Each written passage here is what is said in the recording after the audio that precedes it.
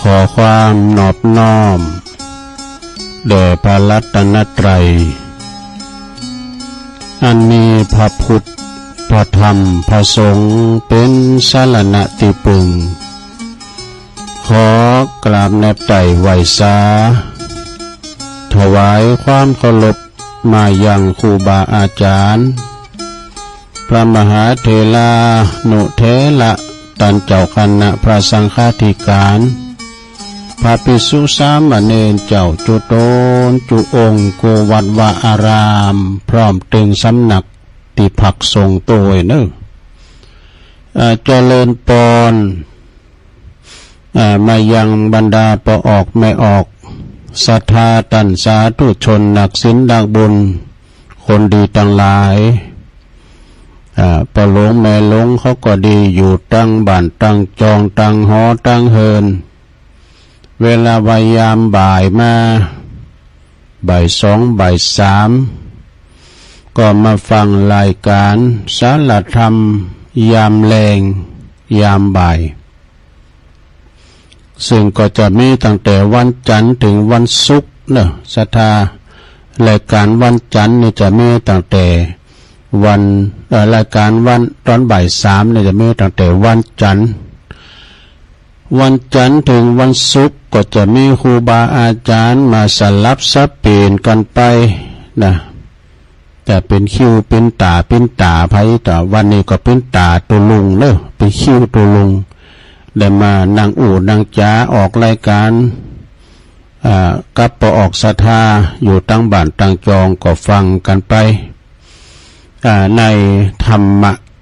พองเอามรดกธรรมพอง เอานิทานธรรมตังชาดกพองก้าอีนะคติธรรมตังเน็ตพองอีนะก็มาเล่าสู่จู้กันฟังไปศรัทธาญาติโยมที่จริงก็ตอนบ่ายตอนแรงอีก็บ่มีคุณฟังหลายสักเท่าใดมันแบบเหมือนเมื่อเจ้าเมื่อคืนเนาะเมื่อคืนสำคุณหลายสถานีไปก็กว้างไกลไปหลายจังหวัดช่วงเวลาตอนเมื่อเจ้า5 โมงแถมนะ5 โมงก็มีหลายวัดหลายสถานีที่เปิ้นได้มาออนไลน์ไปสู่ท่านผู้ฟังทั้งหลายเวลายามมออีนี่ก็บางพองก็รับกันตอนบ่ายเนาะก็ลุกก็ละก้าเนาะมอกบ่ายโมงบ่ายสองนี่มันยังขินรับนะถ้าบ่ายสามเนี่ยคงจะลุกก่อนแล้วก็แต่เลิกกับคุณเฒ่าเฝ้าบ้านเฝ้าจ้องก็ฟังกันไปหลงแก่งอมแก่เงากันไปเนาะ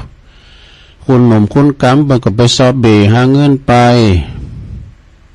สอบปัจจัยเงินทองไปจนเจอขอบโคไปเนาะมาปะกันวันนี้ก็ตรงกับวันจันทร์ที่12ของเดือนกุมภาพันธ์2567เข้ามานี่แล้ว เดือนกุมภานี้จะไม่อยู่29 วันเนาะจ้ะท่า29 วันเดือนกุมภานี้ก็จะเป็นเดือนที่2ของปีสำหรับเดือนกุมภานี่ก็มีงานบุญแน่นเหมือนกันงานปล่อยโลงปล่อยหล่องานปล่อยโลงก็งานปล่อยวัดปล่อยวาเองปล่อยโลงก็คือปล่อยตึงวัดตึงบ้านเปิ้นจะร้องนี่แหละนะแต่ว่าปล่อยหล่อก็เปิ้นลากพระศาสตร์ครูบาทรงเดือน3เดือน4นี่เปิ้นจะมีปล่อยหล่อเพราะว่ามันห่างไกลจากฝนแต่ว่าวันซื่อนี่ก็เปิ้นก็ได้พระราชทานเพลิงศพไปวัดจังกองก็ดีวัดบ่อสร้างนครูบาแก้วไปหันในเฟซในไลน์เปิ้นถ่ายทอดคุณนักคุณหลาย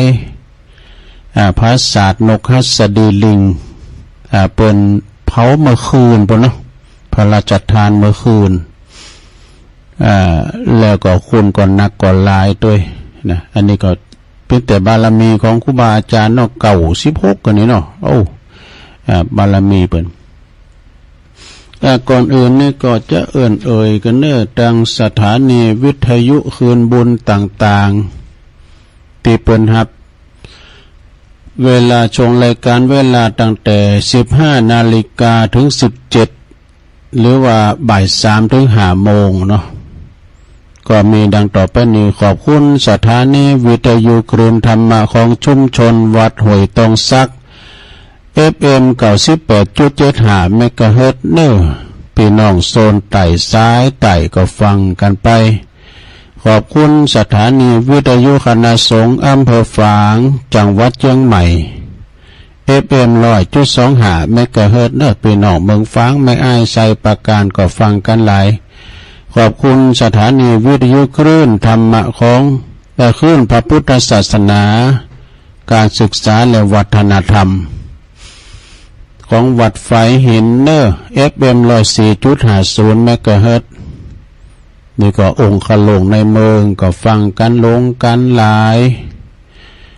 ขอบคุณตังสถานีวิทยุมนต์เสียงธรรม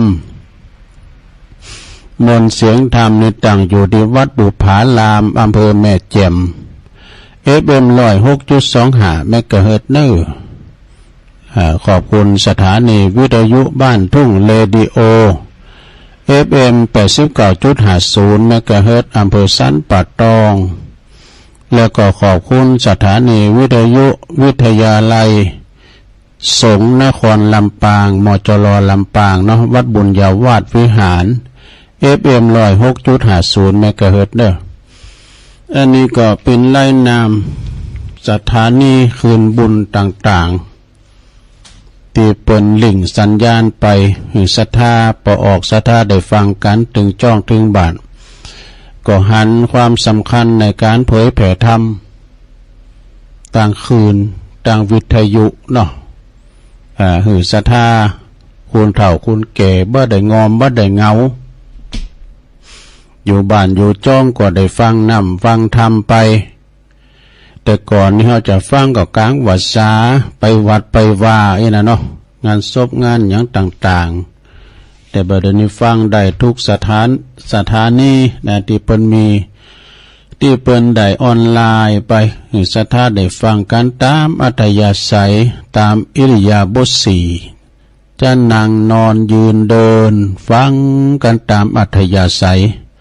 บ่ต้องใส่กันเตดฟังกันไปนะก็ครูบาอาจารย์ก็หลากหลายเนาะจะมีหลายภาษาอย่างภาษาตุลุงนี่เป็นว่าภาษายองภาษายองนี่จะมาจากตั้งจังหวัดละปูนนะแล้วก็กระจายไปหลายจังหวัดแต่มีหันยอมนิยมไหมนะจะมีเป็นหมู่เป็นจุ่มกันจะอยู่กันเป็นแบบอย่างตั้งอำเภอป่าสร้างนี่ก็หลายเนาะตุลุงก็เขตอำเภอป่าสร้างแต่ข้ามแม่น้ำปิงมาอยู่ที่วัดพระธาตุดอยน้อยมาอยู่ศูนย์เปิ้นมาได้ก็เป็นอู่เล่าเฮาก็อู่เล่าเบอร์5แต่ว่ามาออกรายการนี่หลวงพ่อท่านพระครูสาธุกิจจันนันท์บอกว่าเอาเสียงในฟิล์มเด้อตุลุงนะอนุรักษ์วรรณกรรมอนุรักษ์ภาษายองถ้ายองบ่อู่แล้วไปจะอู่กันเนาะเป็นว่าอันนะก็อนุรักษ์ภาษากันไปก็จะมีภาษายองภาษาเมืองภาษาพี่น้องปากยอภาษาไทยนะโหหลากหลายก็ฟังกันไปเนอะศรัทธาญาติโยมทั้งหลายในรายการสารธรรมยามแรงยามบ่ายแล้วก็ตอนนี้ไปสาธาตุลุงก็จะน้อมนำเอานิวรณ์นิวรณธรรมเนี่ยแปลว่าสังนี่นะเนาะอยู่ในหนังสืออย่างตุลุงหนังสือนวโกวาทเอามายิบยกแผ่กระจายไปหน่อยเนาะ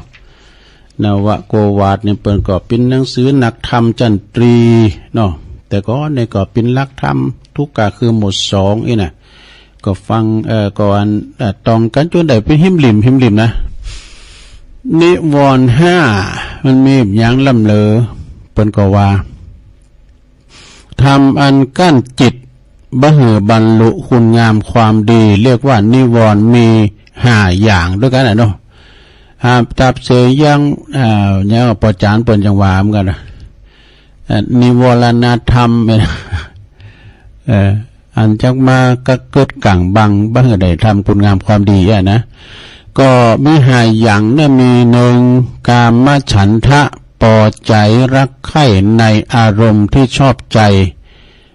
มีรูปเป็นต้นนี่อันนี้ข้อที่หนึ่งข้อที่สองพยาบาทปองร้ายผู้อื่นนี่พยาบาทปองไล่เปิ้นก็คือว่าคิดจะทำลายเปิ้นจะเข็นขาเปิ้นนั่นนะปองไล่คือคล้ายๆครับว่าหลอบทำลายจะหาเนาะผูกขาดว่าจะทำลายมันเนี่ยข้อที่สามถินนมิทะนี่ถินนมิทะนี่ก็คือความตีจิตหดหูและเคลิบเคลิ้มจิตใจมันห่อเหี่ยวมันหดหูไปมันสดชื่น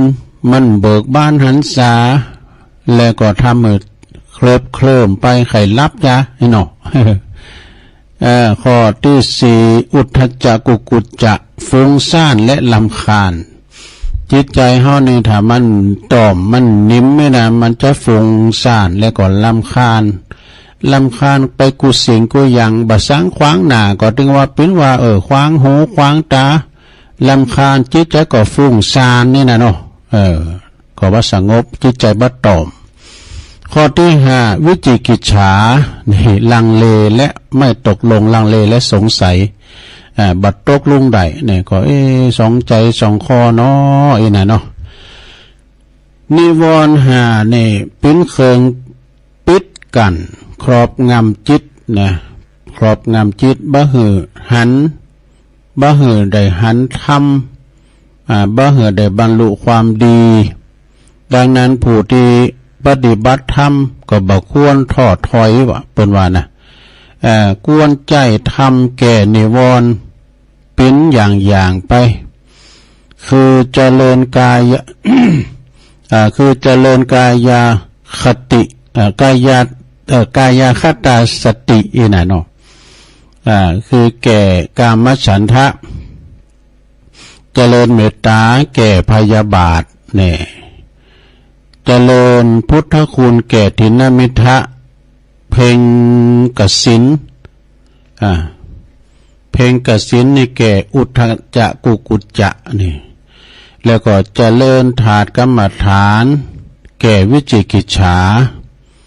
เมื่อจิตเท้าปลอดเสียจากนิวรณ์ตังหาแล้วหักษาหื่นแนวแน่อยู่ในอารมณ์จีวาสมาธิอันเป็นปัจฐานเปอคุณงามคุณธรรมเบื้องสูงต่อไปแต่ว่านี้เอาเนี้ยแต่ว่าเอาวันพันละ5เนาะพันละคือทำเป็นกำลัง5อย่างวันนี้ก็เป็นนิวรณ์5จบลงไปแถมกรรมแต่เอาขันหาเนาะก็อันนี้น้อมนำมาเราสู่จู้กันฟังล่ะจะถ้าญาติโยมทั้งหลายก็เป็นคติในธรรมคติในธรรมที่น้อมนำมาให้ศรัทธาได้ฟังกันไปบางทีก็เอานิทานธรรมมาพองนิทานนี่การเฮาฟังหันปินแนวนี่มันก็ดีนะซะนะเฮาก็แหมออกไปแฮมอีกแหมออกไปเป็นอย่างนิทานเรื่องชาดกเรื่องมาในอย่างว่ามก่อนสัตว์สิ่งหิ่งห้อย เป็นนกเป็นหนูเป็นจ้างเป็นกวางเป็นฟ้านโสสิงกับติงแลดก่อนนี้ในธรรมมันสัตว์หมดนี้มันปากใดนะมันอู่จ้าป้าใสกันใดมันปากใดเก้าไม้ก็ปากใดวะมันก่อนแล้วเฮามาฟังนิทานเปิ้นเราก็สมัยคู่เขาแล้วเนาะครูเปิ้นเราหูฟังพอกันว่าอะไรนะการละครั้งหนึ่งนานมาแล้วแต่หูตังอันนี้ฟังครูเขาเล่าเปิ้นก็โมนนะชวนติดตาม เรานิทานมันคืนฝันว่าจะได้เรานิทานนี่ไม่ลงฟังนะแม่มจะเป็นละอ่อนะดุนะก็ฟังไปนะลงก็เอาความจริงไอ้กำเอาความจริงไอ้กำนำมาเล่าสู่จู้กันฟังเด้อชีวิตอุปมาชีวิตนี่เหมือนอย่างผงหลายอย่างเด้อลงเด้อ อันนี้เป็นหนังสือของครูบาเนอะสถาในเมตตาบารมีธรรมของครูบาเจ้าครูบาตันเตชะธรรมโมหรือว่าหลวงปู่ท่านพระครูวิมลธรรมรัตน์นะนี่เป็นแจกไว้นะสถาเป็นนั้นอายุเก่า16 พรรษา75นะอันนี้เป็น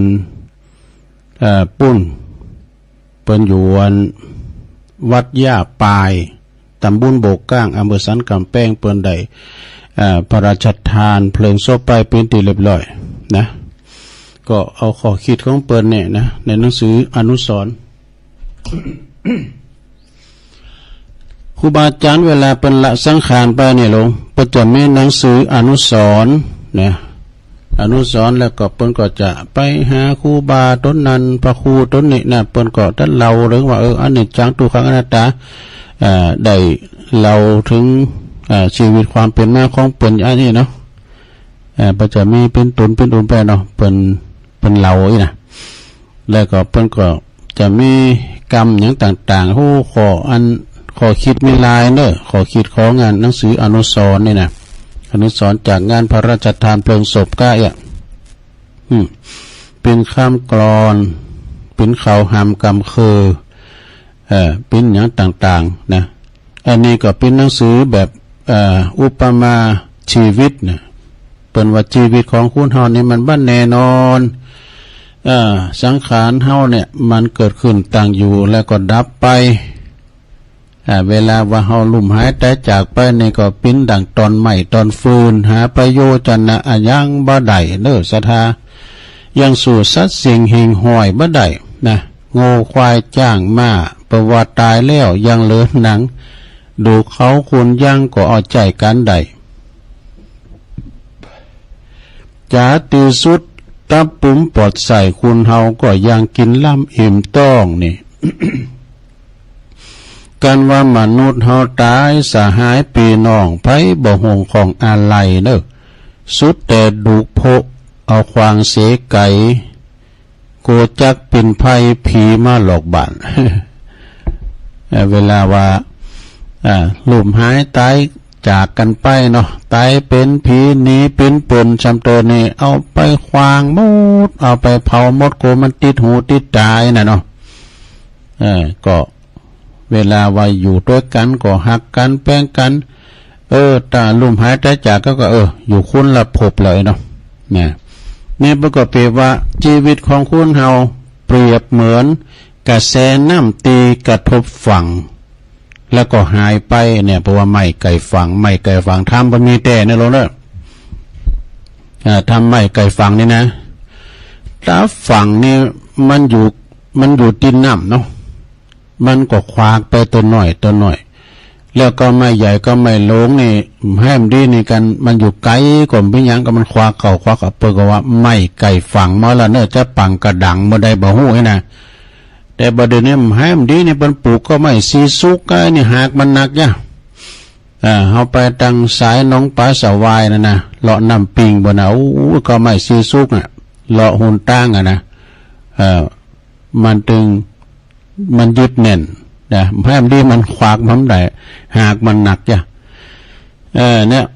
เพราะว่าไม่ไก่ฟังก็เหมือนชีวิตของคุณเฮาเนี่ยมันพักการก็คือมันไหลเข้ามาตัวหน่อยอายุของคุณเฮาบัดเป็นตีแน่นอนเนาะชีวิตเปรียบเหมือนกระแสน้ำที่กระทบฝั่งแล้วก็หายไปนะแล้วก็เป็นว่าชีวิตก็เปรียบเหมือนไฟใหม่เฟืองหรือว่าไฟไม่ฟางเดี๋ยวมันก็หมดไปไฟใหม่เฟืองเนี่ยมันนึงโวยดูอย่างไฟใหม่อย่าแห้งวาบวิวก็เดียวกับไม่มีชั่วพริบตาเนาะใหม่เฟืองก็เนาะเวลาวางไฟใหม่เฟืองก็เดียวมันก็วอดละเพราะว่าเฟืองเนี่ยมันเหมือนคล้ายๆเขาอย่าแห้งเนาะลูกเนาะเป็นเปรียบชีวิตของคุณเฮานี่ก็เหมือนกับไฟใหม่ฟางเดี๋ยวมันก็หมดไปนะเปรียบ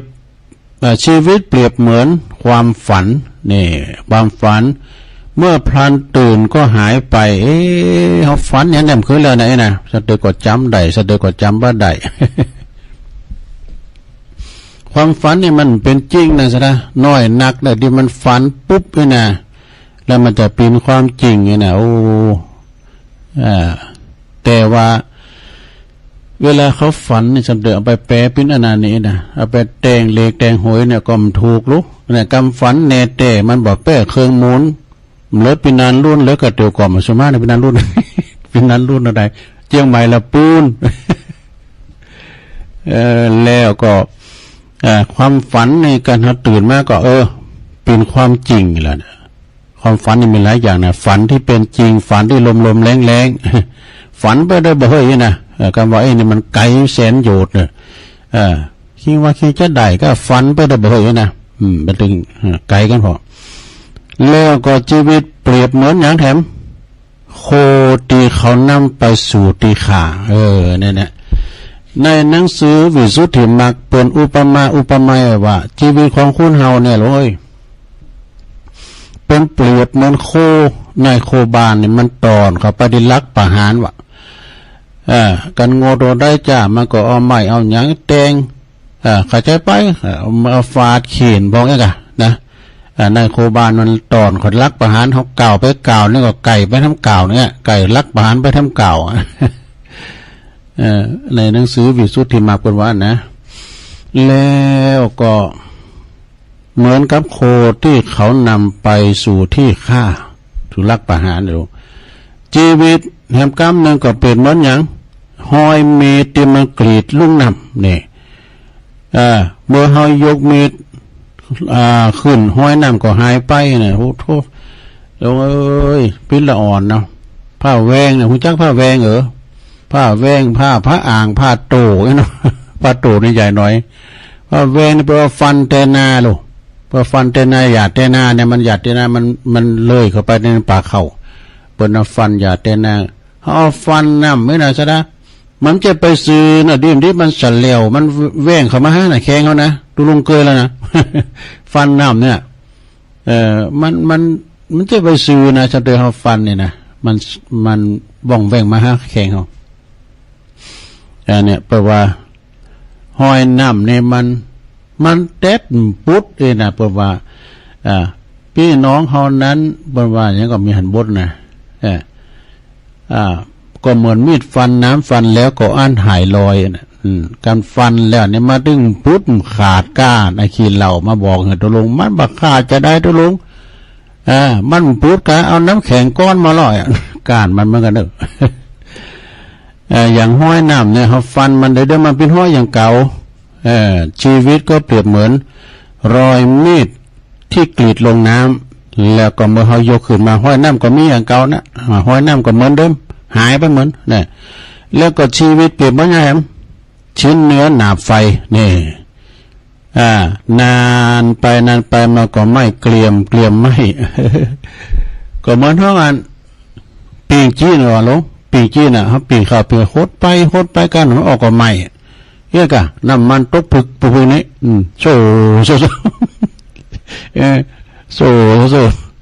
กระเดียวไปมี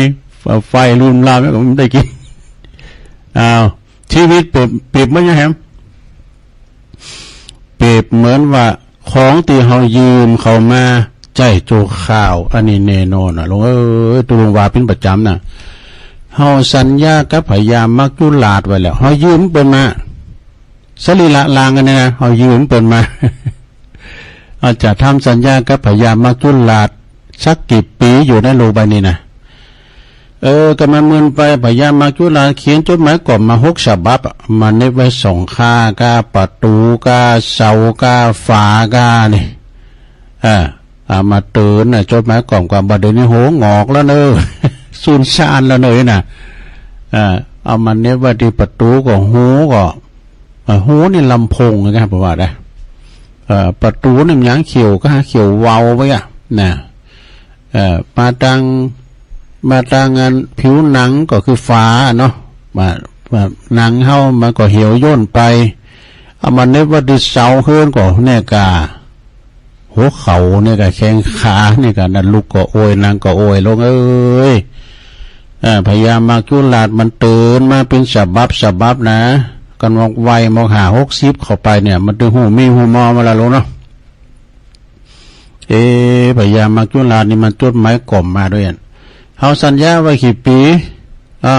80 ปีแม่สัญญากับพยายามมาจุลาดรอ80 ปีแล้วมาถึงมือเกินกันหมดสัญญาแล้วมันเอาไปแล้ว มันถึงมือเกินมีการพัดผ่อนมีการอุทธรณ์มีการขอได้ปีนึงได้บันเดปล่อยลงไงมันถึงบ่ได้พยายามมาจุลาดเนี่ยสัญญามันแน่นอนแล้วเท่าก็สอก่อนเท่าก็สอนอาจจะยืดหยุ่นเลยนะอันนี้มันถึงเวลาปุ๊บมันเอาไปปั๊บเลยเนี่ยหมดเวลาของเจ้าแล้วเนี่ยเอาขอต่อไปหรอมีหลายอยู่นะกรรมของครูบาตันนี่เน็ตเตะแล้วก็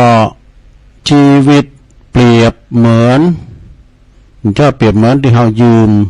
ของเขาที่เขายืมมาจ่ายโจคามเดี๋ยวนี้เปิ้นจะท่วงเอาไปแล้วกันเนาะเดี๋ยวมันถือคิ้วเตอหรออยู่ไปเหมือนอยู่ชีวิตก็เปรียบเหมือนกระแสน้ำเชี่ยวเนี่ยที่ไม่เคยไหลย้อนคืนหลังได้กันเนาะน้ำเนี่ยมันไหลย้อนคืนหลังนะลงมันจะไปตั้งหน้าติ๊กสายน้ำที่ไม่ไหลกลับนี่มันไปตั้งหน้าติ๊กไผก็ตึงตึดว่าตึมได้เอามาผ่อนน้ำนองน้ำทูน้ำถากเอาแต่เมืองนอกเมืองนาเป็นดีโกโหลเนาะเพราะถ่ายคลิปมาพอทะลุปุปังมดบานจองหอเฮินตั้งเปิดนี่นักหนาสางฮัดตั้งเฮายังดีกับแผ่นดินก่อมไว้ภูเขาไฟก่อมระเบิดย่ำรุนแรงมีสงครามกินมวลตานหวานอยู่บ้านเฮาเมืองเฮานี่เป็นเมืองบุญเป็นเมืองปุดเนาะเอาข้อต่อไปน้ำมันใบย้อนคืนหลังนะเหมือนกระแสน้ำเชี่ยวน้ำไหลเว้ยหลงแล้วก็กันน้ำมันไหลนะเฮาพายเฮอโทนกระแสน้ำนี่มันจะใครได้นี่พายเฮอส่วนโทนกระแสแต่พระแม่เจ้าจำอเทวีนี่เปิ้นลูกจากเมืองปุ่นลาโวลพบุรีเปิ้นต่อเป้ต่อเฮอกันมาดูมาตึงพระคุณเจ้ามาตึงชังมาโหหลายกะตามฤาษีเป็นไปนิมนต์เนาะเป็นอันเจิญเนาะจากเมืองละโวมาของเมืองละปูนเพิ่นก็มาตามไล่ต่างสวนกระแสน้ำแม่ละมิงก่อนเพิ่นจะว่าน้ำปิงแม่น้ำแม่ละมิงเด้อเพิ่นจอดตั้งพระพาไหนก็สั่งวัดสั่งว่าไปอันนสดารอน้ำปิงแนวจะเป็นรอยอริยธรรมของพระแม่เจ้าจามเทวีแม่ตีวัดพระธาตุด้วยน้อยเนี่ยเจ้าแม่จามเทวีเพิ่นก็มาสร้างเหมือนกันนะสถานตามที่ประวัตินะอันยาวนานเนาะกระแสน้ำเชี่ยวไม่กลับคืนหลังสอดข้อต่อไปชีวิตเปรียบเหมือนหัวรถจักรดูหัวรถจักรต้องคอยเติมเจือเสมอหมดเจือก็จอดหมดเจือก็ต้องจอดก่อนในสมัยก่อนดึกดำบรรพ์นี่รถไฟนี่นะหลงรถไฟนี่เป็นใจโหลใจถาแล้วตักใส่เตี้ยๆนะเป็นเจือเพลิงมันตักใส่เตี้ยๆมันไปกับรถนี่ก็เนาะกันมีไฟมันก็ไปรถไฟนะดูทหารมาเนาะกันว่าเชื้อเพลิงมดก็จอดเนอะเชื้อเพลิงมดก็จอดเหมือนกับคุณเฮาเนี่ยนะแต่หัวใจยุดติ่น ใจเป็นนายกายเป็นบ่าวเนาะเหมือนกับรถไฟเชื้อเพลิงหมดมันก็จอดไปตั้งนานแล้วนะคุณเฮาในสำคัญที่ไหนประมุขของคุณเฮานี่ก็คือใจจิตใจของเฮาเนี่ยจะใจให้ใจดีอย่างก็ตามก็อยู่ที่จิตใจต่อไปชีวิตเปรียบเหมือนอย่างแหมชีวิตเปรียบอย่างแหมตู้ก็เปรียบเหมือนดวงอาทิตย์ที่จะรับฟ้า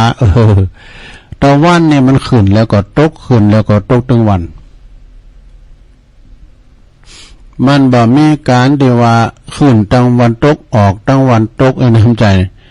มันก็ขึ้นไปมันก็ตกทั้งวันนะตะวันก็แกนเก่านั่นเนาะดวงอาทิตย์ที่จะรับฟ้าเหมือนกับ ตะวันอย่างคู่เฮาอะกะตะวันมันขึ้นยามเมื่อเจ้าเตงมันก็ฮ้อนเนาะบ่ายไปมันก็ตกเหมือนชีวิตเราเกิดมาเนาะเกิดมาก็จำเริญวัยใหญ่น่าจะกาบ้านเกิดมามก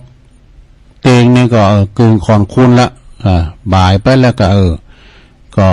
โมยไปตามนั้นว่าแล้วก็จนถึงว่าตะวันตกอายุเขาก็หมดอายุไขไปเนาะต่อไปทั้ง3ข้อลง อีก3ข้อชีวิตเปลี่ยนเปลี่ยนเหมือนอย่างแฮมตุเหมือนเกวียนที่ใช้มานานเกวียนก็คือล้อนะเราเนอะเกวียนก็คือล้อยอมดีเพราะว่าสอมดีอย่างใดก็ต้องผู้ปังไปเนี่ยล้อนี่มันจะเหมือนรถนะหลงรถนี่มันยังเป็นเล็กอยู่นะล้อนี่มันจะมีเล็กก็มีอย่างเล็กตีนล้อแกนล้อเฮ็ดอะกะนะมันนั้นเป็นไม้นะมันเนี่ย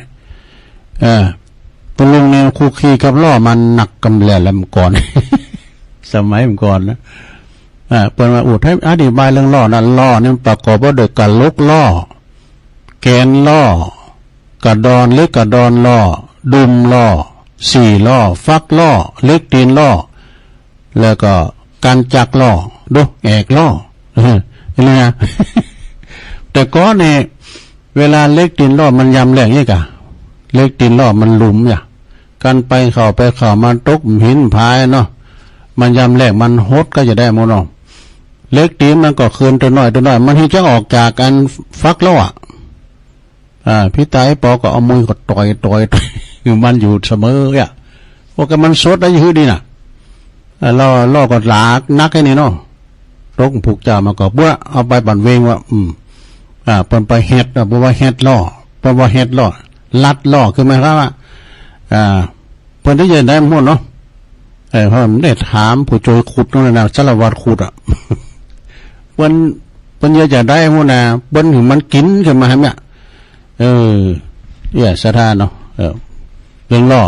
ผ่านไปเหมือนเกวียนที่ใช้มันนานก็ยอมทะลุผู้ปังไปเนอะแล้วก็ชีวิตเปลี่ยนไหมครับชีวิตเปรียบเหมือนหมอดินนี่แน่นอนกันเปรียบเหมือนหมอดินในที่สุดก็ต้องแตกพังทลายไปเนี่ยมันไม่มีอย่างมายังยืนอยู่นานใดเนาะสดาเนาะขนาดเล็กก็ยังโดนขี้เหม่งกินนะผ้าเนี่ยนะสระผ้าเนี่ยฟูนเหลือมานะเอาไว้ในฟักกระดิ่งผูกจอดจักมานะบทโคพี่ขี้เมงมั้ย ขี้เมงเกิดกับเล็กแต่เด็ก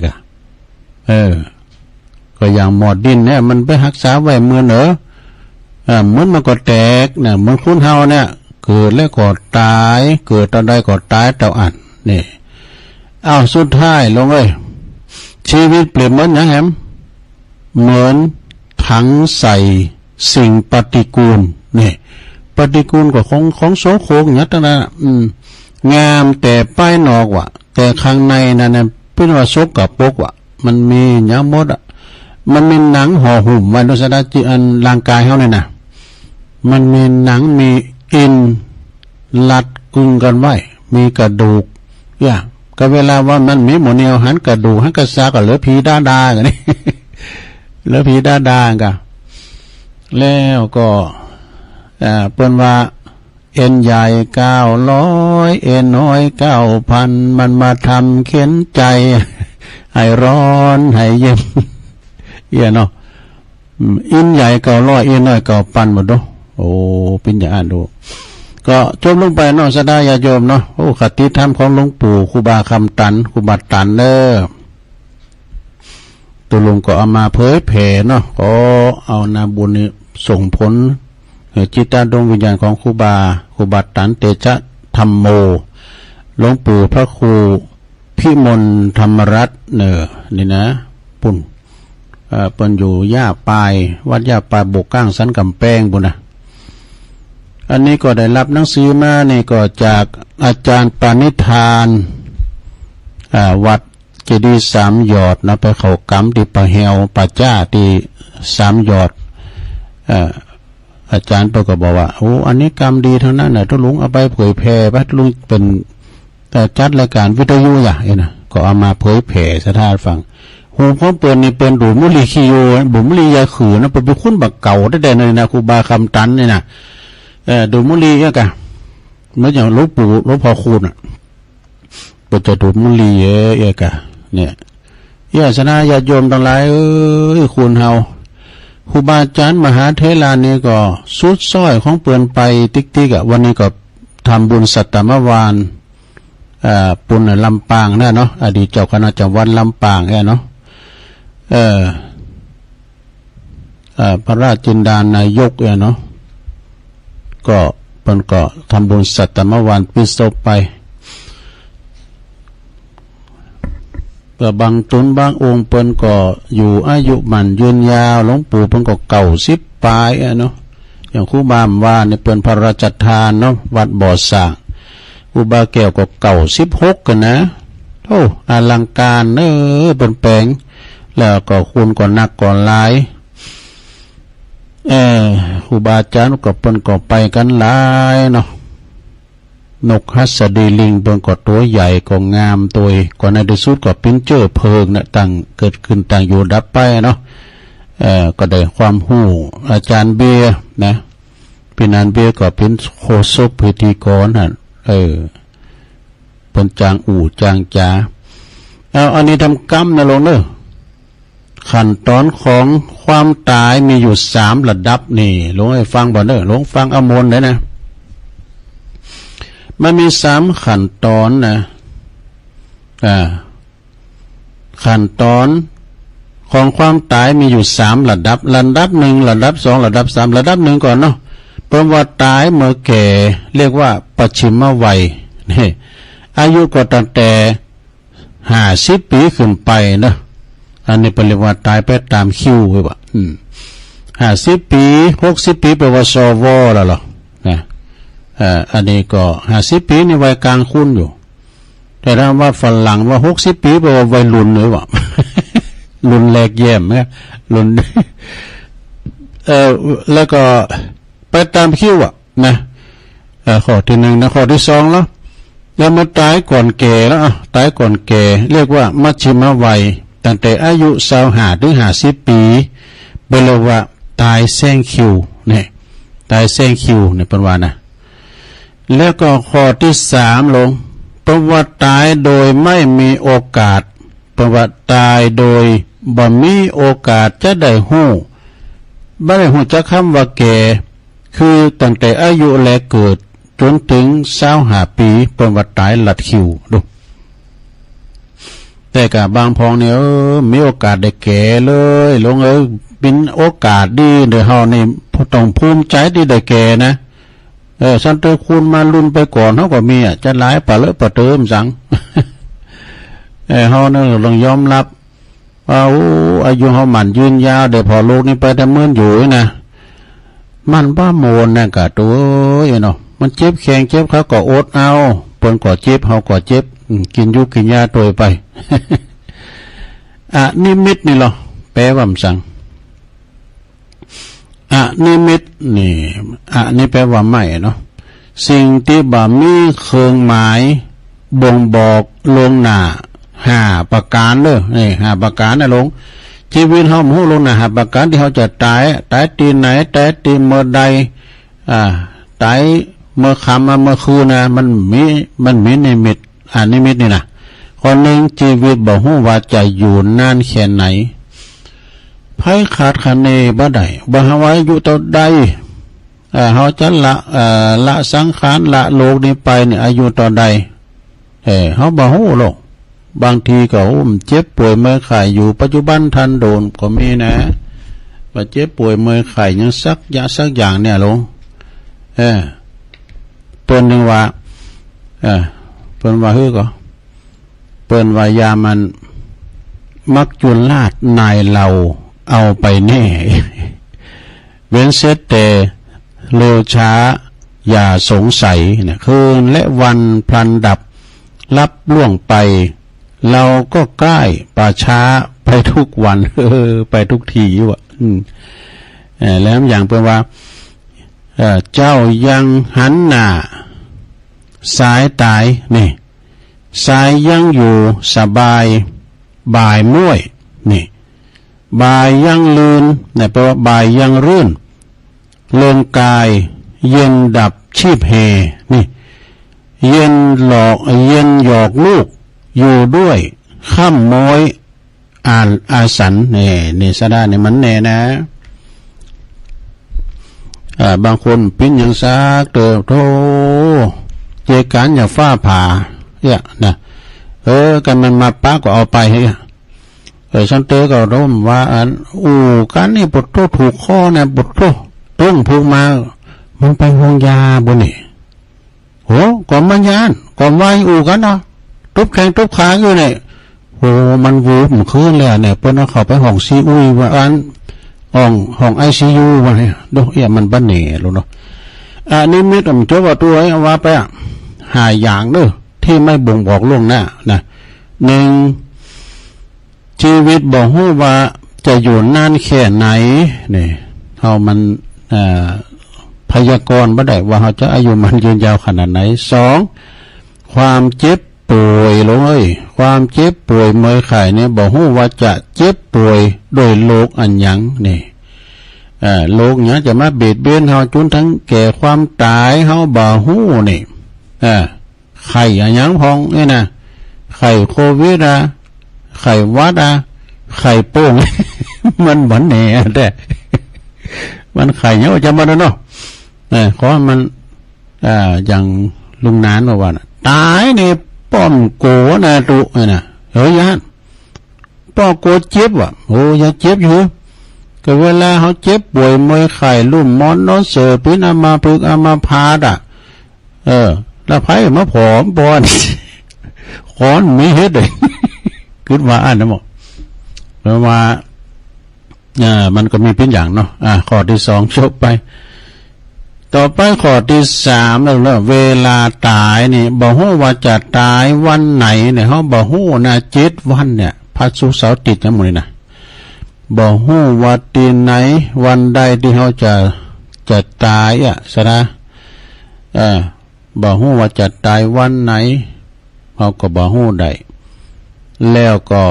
สถานที่ตายข้อที่สี่สถานที่ตายด้วยเนี่ยสถานที่ตายเขาอย่าตายโหค้อมมาตื่นนะกลางหอกลางเฮือนลูกหลานมาไห้แวดซ่องมาไห้กันแวดซ่องหรือว่าเขาจะไปตายห้องยาเนี่ยหรือว่าเขาจะไปตายติดไหนสถานที่สัตว์ไม่ตายไม่มีกลางตุงกลางหน้ากาบางพองไปก็ไปนอนกลางตุงกลางหน้าพยายามมักยุลาบหันใส่ไผ่มันเต้นหันชีทหันใจปนไปใจพอไปสูงเข่ากระด่างไปแล้วเอียนนะสระอยู่ดีมีสุขเลยอยู่ดีมีสุขข้อที่สี่นี่เขาสถานที่ตาย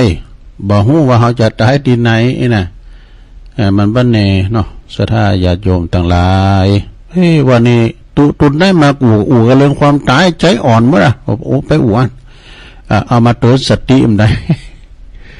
เรียกว่ามรณสตินะนึกถึงความตายอาจจะมาหาตนเนี่ยมันจะมาเมื่อใดห้องหูเขาก็เกมทาไว้กันเนาะคุณเฮานี่กันเฮามันปรุงไว้แต่คุณเฮามันตึกตายอะไรนะมันก็ไปอย่างนะเอาข้อที่ห้าสุดท้ายลงคติที่ไปจะเป็นบาปหรือเป็นบุญเป็นผู้กำหนดบ่ได้นะเพราะว่าคติที่ไปบาปบุญเป็นผู้กำหนดสระบางพงก็กันเวลาว่าจะตายข้างก็นะมันต้องมีหรอกแต่บางทีนี่ก็เปิดตายไปก็ไปดีบ่มีทุรนทุรายเวทนามยังไปดีเนี่ยไปแบบสงบอย่างนั้นแม่ตัวลุงตายนี่ตามปีตามนอกบอกว่าเปิ้นรับไปดูรับไปแล้วเพื่อหู้คิงเปิ้นชามพร้อมมีแล้ววะดูอันกูเตอบ่จะจมจะชามเลยดักวินสาราเนาะอย่างปอตัวลุงก็ขึ้นอายุหนุ่มแล้วมาบอก ไปโรงยาอีกอะหมอว่าอ้อมได้แล้วท่านอ้อมได้แล้วเนี่ยเอาพลิกบ้านเถอะพลิกบ้านต่ออายุมาตุลุงจำได้นะจางลดประมาณ500กันเนาะมันมีออกซิเจนหมดอ่ะแล้วก็มาถึงบ้านก็บอกเฮอปีเฮอน้องอ่ะแป้งกันห่างขันกะเขาหายสูงเนาะลดเปิดมาสูงก็แป้งขันใส่ขันดอกสุมาไอปอยกะได้ยกที่ต่ำย้ำที่สูงไปอารมณ์อะไรเนี้ยก็ว่าไปกะเขาก็เยอะตุลุงก็คือว่าเที่ยวไปเรียกว่ากังลำไยบุญมาหายปล่อยหู้เนี่ยอยากไปสอนเปิดน่ะแต่ไปหายดักมันเป็นน้ำบาดาอันนี้จังทุกครั้งอนัตตาดักจะไปหายดีไอเปิดตกตาโตเนี่ยเปิดว่าตกตาเปินเป็นดีไข่โหตกตาโตกับเป็นดีไข่หายอย่างกันนอสดาเนาะถึงไหนแล้วมีสาระอย่างแต่นะตัวลงก็ว่าไปแล้วก็ขึ้นว่าโลกนี้คือละครนะเหมาะโรงใหญ่มีน้ำลายอย่างเด้อของครูบานะอันนี้มิตรนี่จบไปแล้วก็จะพยายามหนีอย่างไรก็หนีไม่พ้นทำอย่างไรจึงจะอายุยืนด้วยอันนี้ก็คอยฟังตอนต่อไปเนาะเอาหนังสือพยานเนี่ยของครูบาตันนะใครได้ไปแล้วก็ลองอ่านบ้างเด้อหนังสืออนุสรณ์ของครูบาตันย่าปลายนะเปิ่นดูดมุลีบอดจัดใหญ่เนาะศรัทธาญาติโยมต่างหลายวันนี้ก็ได้มานางอู่นางจากับประออกศรัทธาในรายการสารธรรมยามแรงของวันจันทร์วันนี้เนาะมาประกาศข่าวสารงานบุญข่าวสารงานบุญนี่ปุ่นแต่เจ้าก็มาลายนั่นนะเป็นมันนิมนต์หลวงพ่อก็อยู่ก็ฮับนิมนต์ไว้เพิ่นแต่มีปล่อยโลงไหนก็หอยโมงไอ้กันเนาะวัดหอยโมงวัดครูบามใช่กะวัดครูบามใช่กะหอยโมงนี่เด้อตั้งจอมต้องบนอะไรจอมต้องบนเนาะงานปล่อยโลงโอ้ปีนี้หูซึกว่าปล่อยโลงหนักเลยปล่อยโลงก่อนหนักปล่อยล่อนี่ก่อนลายปล่อยลงปล่อยลามปล่อยล่อปล่อยเข่าสังก็คือเป็นปล่อยเหมือนกันหมดเนอะสะนะแล้วก็แถมอย่างหนึ่งก็จันนาปาเวณีเดินหาปิงนี่ก็เป็นวันมาฆปูจามีความสำคัญเป็นมาอย่างใดปาจารย์เน้นหลักเป็นคนเราให้ฟังแล้ววันมาฆปูจาเป็นจะมีสำคัญทางพุทธศาสนาก็มีหลายวันเหมือนกันเนอะวันมาฆปูจาวันวิสาขบูชาแล้วก็วันอาสาฬหบูชาอีกกันเนาะวันอาสาฬบูชาเข้าพรรษาเนาะอันนี้เป็นวันต่างสำคัญต่างพุทธศาสนาเฮาเนาะวันมาฆบูชาปีนี้ก็ตรงกับวันที่24เนาะเดินหาปิงเนี่ยศรัทธาญาติโยมทั้งหลายสัปดาห์ส่งเสริมพระพุทธศาสนาเพิ่นก็จะเข้าวัดเข้าว่ามีปาเวณีมีปล่อยโลงโหหลายตีเด้อ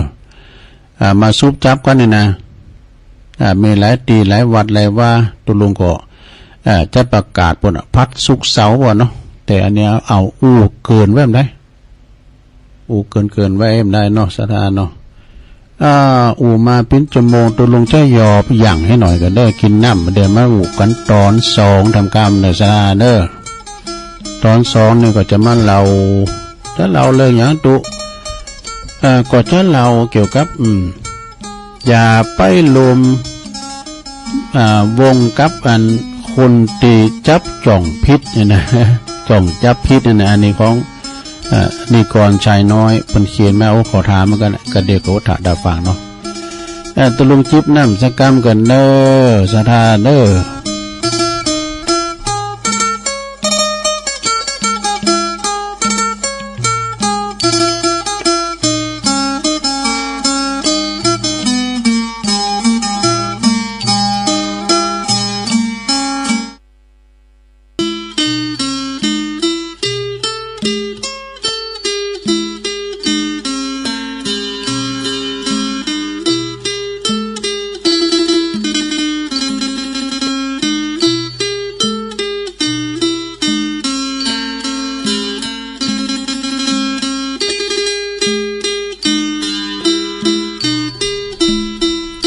เอาแล้วศรัทธาญาติโยมทั้งหลายมาพบมาปะกันในช่วงที่สองสุดท้ายชั่วโมงที่สองเนาะขณะนี้ท่านทั้งหลายก็กำลังฟังรายการภาคภาษายองสารธรรมยามแลงยามบ่ายดำเนินรายการโดยต้นตัวแห่งอาตมาภาพเก่ากระผมตุลุงนันชัยวัฒนาคเสโนจัดรายการอยู่ที่บุญห้องส่งวัดประทาดอยน้อยตำบลดอยหล่ออำเภอดอยหล่อจังหวัดเชียงใหม่ก็จะมาพบมาปะนางอู่นางจากัพอออกศรัทธาในวันจันทร์เนาะศรัทธาเนาะในวันจันทร์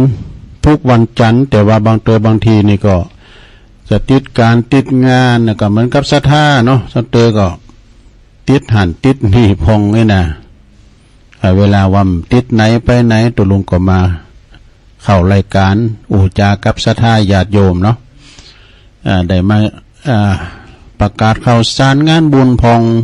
นี่แล้วก็เอาเรื่องต่างๆมาเล่าสู่จู้กันฟังนะเรื่องในต่างด่านคติธรรมไกลนะจะว่าเป็นเราขวัญพี่น้องเจ้าบ้าน ฟังกันแบบสบายเนาะศรัทธาเนาะก็ประกาศทำกรรมหนึ่งว่าวันที่1-2-3มีนานี่ก็เป็นมีงานเป็นผ่ากุบาเขาปีเนอะที่วัดพระพุทธบาทผาหนามนะอำเภอลี่ก็ได้ยินอาจารย์วรรณชัยเป็นประกาศไปแต่กับคุณมาเป็นเลื่อนหมื่นเนอะสดาคุณนาคุณหลายคุบาเขาปีนี่เป็นเจ้าสั่งไปทางโฮงหำโฮงเฮนเนอะคุบาเจ้าศิวิจัยนี่เป็นสั่งไปทางวัดทางวานะครูบาเจ้าเขาปีนี่สั่งไปทางปัญญาละอ่อนสั่งโฮงหำโฮงเฮนเพิ่นไปขอกันแปลงโฮงเฮนนั่นแล้วก็ไปหาแนมอีกเพิ่นก็ไปนั่งนักอยู่นะสนะเพิ่นก็มาตานกันนะสตาร์บอกว่าเป็นของเพิ่นมากองขี้เหยื่อว่า ของอยากเหยื่อกองขี้เหยื่อแล้วเพิ่นก็ใจกรรมเพิ่นก็คือเพิ่นก็จัดการบริหารกันเอาไปซื้อปูนซื้อหยังมาแปลงโฮงหำโฮงเฮนนี่กันเนาะ ก่อนในวันที่1-2-3เนี่ยเนาะมีนาเดือนหน้านี่นะเพิ่นก็จะมีงานเป็นผ้าประจำปีเป็นผ้าครูบาเจ้าอภิชัยขาวปีครูบาเจ้าขาวปีเนอะอันนี้ก็ครูบาดอนซึ่งก็เป็นลูกศิษย์ลูกหาเป็นเจ้าอาวาสเพิ่นก็จะได้เป็นเก้าเป็นกันแล้วก็คณะครูบาอาจารย์โอ้มากันหลายตีนะพระสุโขทัยหมดน่ะเนี่ยเพิ่นมากันนะเพิ่นมาตามสายบุญใช่ไหมนี่วัดครูบาเจ้าข้อปีนี่อยู่วัดพระพุทธบาทผาหนามครูบาเจ้าศรีวิจัยนี่ไปอยู่วัดบ้านปางนี่นะอำเภอลี่ครูบาเจ้าวงใจยวงศานี่ก็อยู่วัดพระพุทธบาทห้วยต้มวัดพระบาทข้าวต้มนะอีกแล้วทำงานนั้นประกาศในพระครูโอนด้วยนะเคยได้ฟังอาจารย์ท่านพระมหาวิษณุจารุธรรมโมประกอบวันที่4มีนานี่เป็นวันแฮปปี้เบิร์ธเดย์มันนะเนาะ ของพระครูโอนอาจารย์นิพนธ์ปูนเมืองแม่แตงบุญนะไปลมโมทิตาบุญเนาะ ลมยินดีก็เป็นนะพระครูนี่เป็นโฆษกพิธีกรเจ้าพิธีการต่างๆตัวลงปั๊บเป็นครั้งแรกงานบุญวัดฟ้าหลังนี่กะตอนนั้นครูบาเจ้าอินโทรไปยังบำมรณภาพเลยลงเป็นเจ้าอยู่ในวิหารบุญเนาะตัวลุงก็อยู่ตั้งนองก็ว่าไผ่นะตัวเจ้าที่ไหนมาอู่ดีล่ำเลยนะเดี๋ยวพอจะออกมาตั้งหน้าวิหารโอ้เป็นว่าคุณบานแล้วนี่ตัวลุงว่าคุณบานเป็นว่าพอครูปะกันข้างแรกที่ฮะมนต์ก็หลาย10 ปีแล้วกันเนาะเจ้าพิธีการเอาเป็นจำชองเป็นหูเกี่ยวกับงานบุญอย่างต่างๆงานตัดไว้ลูกนิมิตงานศพครูบาก้านี่งานจะลุบจะร้องอย่างต่างๆในเจ้าพิธีการนี่แนบเน้นโตอันนี้เน้นผ่าดอกนะแล้วก็เกิดขึ้นมาทำลายปีนาน7 สีแล้วเนาะปีนาน7 สีหรือว่าปีนานอินสมเตปิน อันนี้ปอจานมัคคณายกจากวัดเจ็ดลินเนี่ยอันนี้ก็เน็ตนะสวดมนต์เก่งด้วยปีนั้นอินสมเนี่ยเจ็ดสีนี่นะเจ้าพิธีการช่ำช่องมนต์เจ้าวันอาจารย์เบี้ยทำเลยปีนั้นเบี้ยนี่สัมพุทธโตตังรอสเกตนี่ก็สุดยอดเนออันนี้นะเจ้าพิธีการอย่างต่างๆเป็นจางจังตาเป็นแปลงมาได้เนาะบ่ครูเขาเนี่ยเป็นจางอาจารย์เบี้ยเขานี่นะเอาฟังแล้วเบิ่มกายเดี๋ยวความหูจะนั่งนะลองฟังพอได้แต่โดยสนะเนาะทางซ้ายหลับปูนก็มีอาจารย์พงเทพมานัดตรงอันนี้อาจารย์พงเทพเนี่ยเป็นมัคคณายกวัดหลวงหลับปูนกันเนาะเป็นอันโฆษกพิธีกรเจ้าพิธีต่างๆเป็นจานด้วยเป็นประจานได้หมดนะกล่าวต้านเวียนต้านได้หมดอาจารย์พงเทพมานัดตรงนี่นะเป็นประธานสภาวัฒนธรรมหลับปูนด้วยกันเนาะอาจารย์บุญเพลินคุณนั่นเนอะอาจารย์บุญเพลินยาวิชัยนะอันนี้เป็นอาจารย์สอนมจรด้วยเนาะเนี่ยศรัทธาญาติโยมเนาะโฆษกพิธีกรต่างๆโฆษกกับพิธีกรนี่มันจะเหมือนกันนะลงนะอย่างตุลุงจะไปว่าอย่างเปื่อนนะก็มันจะจางนะลำดับกันเนี่ยมันไปคุณอย่างเฮ้ยเจ้าพิธีเนี่ยไปทำอย่างตั้งลำปางก่อนนี่ก็ฮะร้อยตำรวจตรีวรชัยแก้วปัญญาก็อาจารย์นั้นไข่ตชดเป็นนั้นเคลื่อนเป็นนั้นไข่เขาเนี่ยนะอันนี้ก็เน็ตเนอะก็จะมีลีลาการการจ้าแล้วก็จะมีซอเรียกว่าอย่างก็แหล่ด้วยเนาะอาจารย์บุญเพลินยาวิชัยก็จะมีแหล่เป็นมีดนตรีมีซาวเพลงก็ซาวเพลงเนี่ยก็เป็นตีมนตีงานกันลื่นเริงเนาะเป็นตีบันเทิงจิตใจฟังแล้วเบิ่มกายคุณก็ใครฟังทำไหมกันตอนนี้ไปเอาขอคิดของนิกรชัยน้อยมาก่อนเนาะรู้เปิ่นไปธุรการด้านน่ะรู้พอเตยนะเปิ่นไปแจกของแจกโคก็หาเนาะไปตังปุ่นตังอมก้อยก็อย่างพวกไปกับครูบาเขาเนาะอันนี้ก็จิตอาสาเหมือนกันขอคิดวันนี้นี่ตัวลุงก็เอามาเนาะอย่าไปลมกับคนอย่าไปลมวงกับคนที่จ้องจับผิดนี่คุณจ้องจับผิดเนี่ยมาดื่มดีลมใหม่ลมมือก็เป็นนะหลวงก็ลองฟังคติธรรมก่อนเด้อแล้วจะเล่าในทานแถมท้ายด้วยนะเอาฟังก่อนเด้อโบราณว่าไว้อย่าไปลมวงกับคนจ้องจับผิดนะคุณเดี๋ยวมันจะจ้องจับผิดให้มันถึงมีดูซะนะอันนี้ก็อยู่ในวงเรียกว่าโลกธรรม8บางทีนี่เพิ่นก็บอกโอ้มีหันไผเกินดีกว่าโตนะข้อจะจับผิด2อย่าผูกมิตรคนพูดไม่ดีให้คุณบดีเราน่ะเจ้าขวัญเนี่ยเนาะแล้วก็อย่าคลุกคลีกับคนชอบอิจฉาเนี่ยคนอิจฉาเนี่ยมันคอยกันนะอย่าคบหาคนแรงน้ำใจคุณเฮาที่มันแรงน้ำใจนี่น้ำใจมีน้ำใจเหือดแห้งนะน้ำใจเหือดแห้งเพราะว่าเฮาได้มีน้ำใจกันนะฉะนั้นก็ศรัทธาญาติโยมทั้งหลายก็จะไปแรงน้ำจิตน้ำใจเนอะเพราะว่าน้ำจิตน้ำใจเนี่ยหาอยากในระหว่างนี้ซ้ำหายเนอะศรัทธาญาติโยมทั้งหลายเฮาควรที่จะได้ช่วยเหลือเฟื่อฟ้ายซึ่งกันและกันบางทีเนี่ยเปิดตกตุกได้ยากเนาะเฮามีอันจะกินอยู่ก็ช่วยเหลือเฟื่อฟ้ายกันไปเฮาช่วยเหลือสังคมเนี่ยเปิ้นทุกข์ไล่เขียนใจก็ดีหรือว่าเปิ้นถูกไฟใหม่ไต่ลามเอาโคหยังไปหอมเปิ้นนี่นะศรัทธาญาติโยมทั้งหลายหรือว่าเฮาได้ไปหันเปิ้นตาหลิงพังตาฝั่งโยดน้ำปิ้งนี่มันเปลี่ยนทิศทางเมื่อก่อนเนอะศรัทธาญาติโยมทั้งหลายเมื่อก่อนเนี่ยตั้งตาใหม่นะเนาะบ้านแม่จำลองเนาะแม่ลองนี่เปิ้นอยู่ทิศฝั่งปิ้งน้ำมันควากมาทิกๆอ่ะศรัทธาเฮินเปิ้นก็ไก่ไม่ได้ก็มันก็พังไปตามนั้นเนาะเปิ้นก็ไปหอมตุ้ลุงก็ได้ไปหอมอยู่หรอนะเนี่ยจะไปแหล่งนำใจกันแล้วก็อย่าอยู่ใกล้กับคนเห็นแก่ตัวเนี่ยคุณหันแก่ตัวนี่ไปอยู่ไก่ศรัทธาเห็นแก่ตัวนี่มันได้นะแล้วก็ นิกรชัยน้อยท่านนายกชัยน้อยก็ยังว่าบ่มีสักกี่คนหรอกที่ยังอยู่กับเฮาในวันที่เฮามีปัญหานี่บางคนเนี่ยก็หนีไปเวลาเฮามีปัญหาตกทุกข์ได้ยากแบ่งน้ำใจมาหากันนี่นะ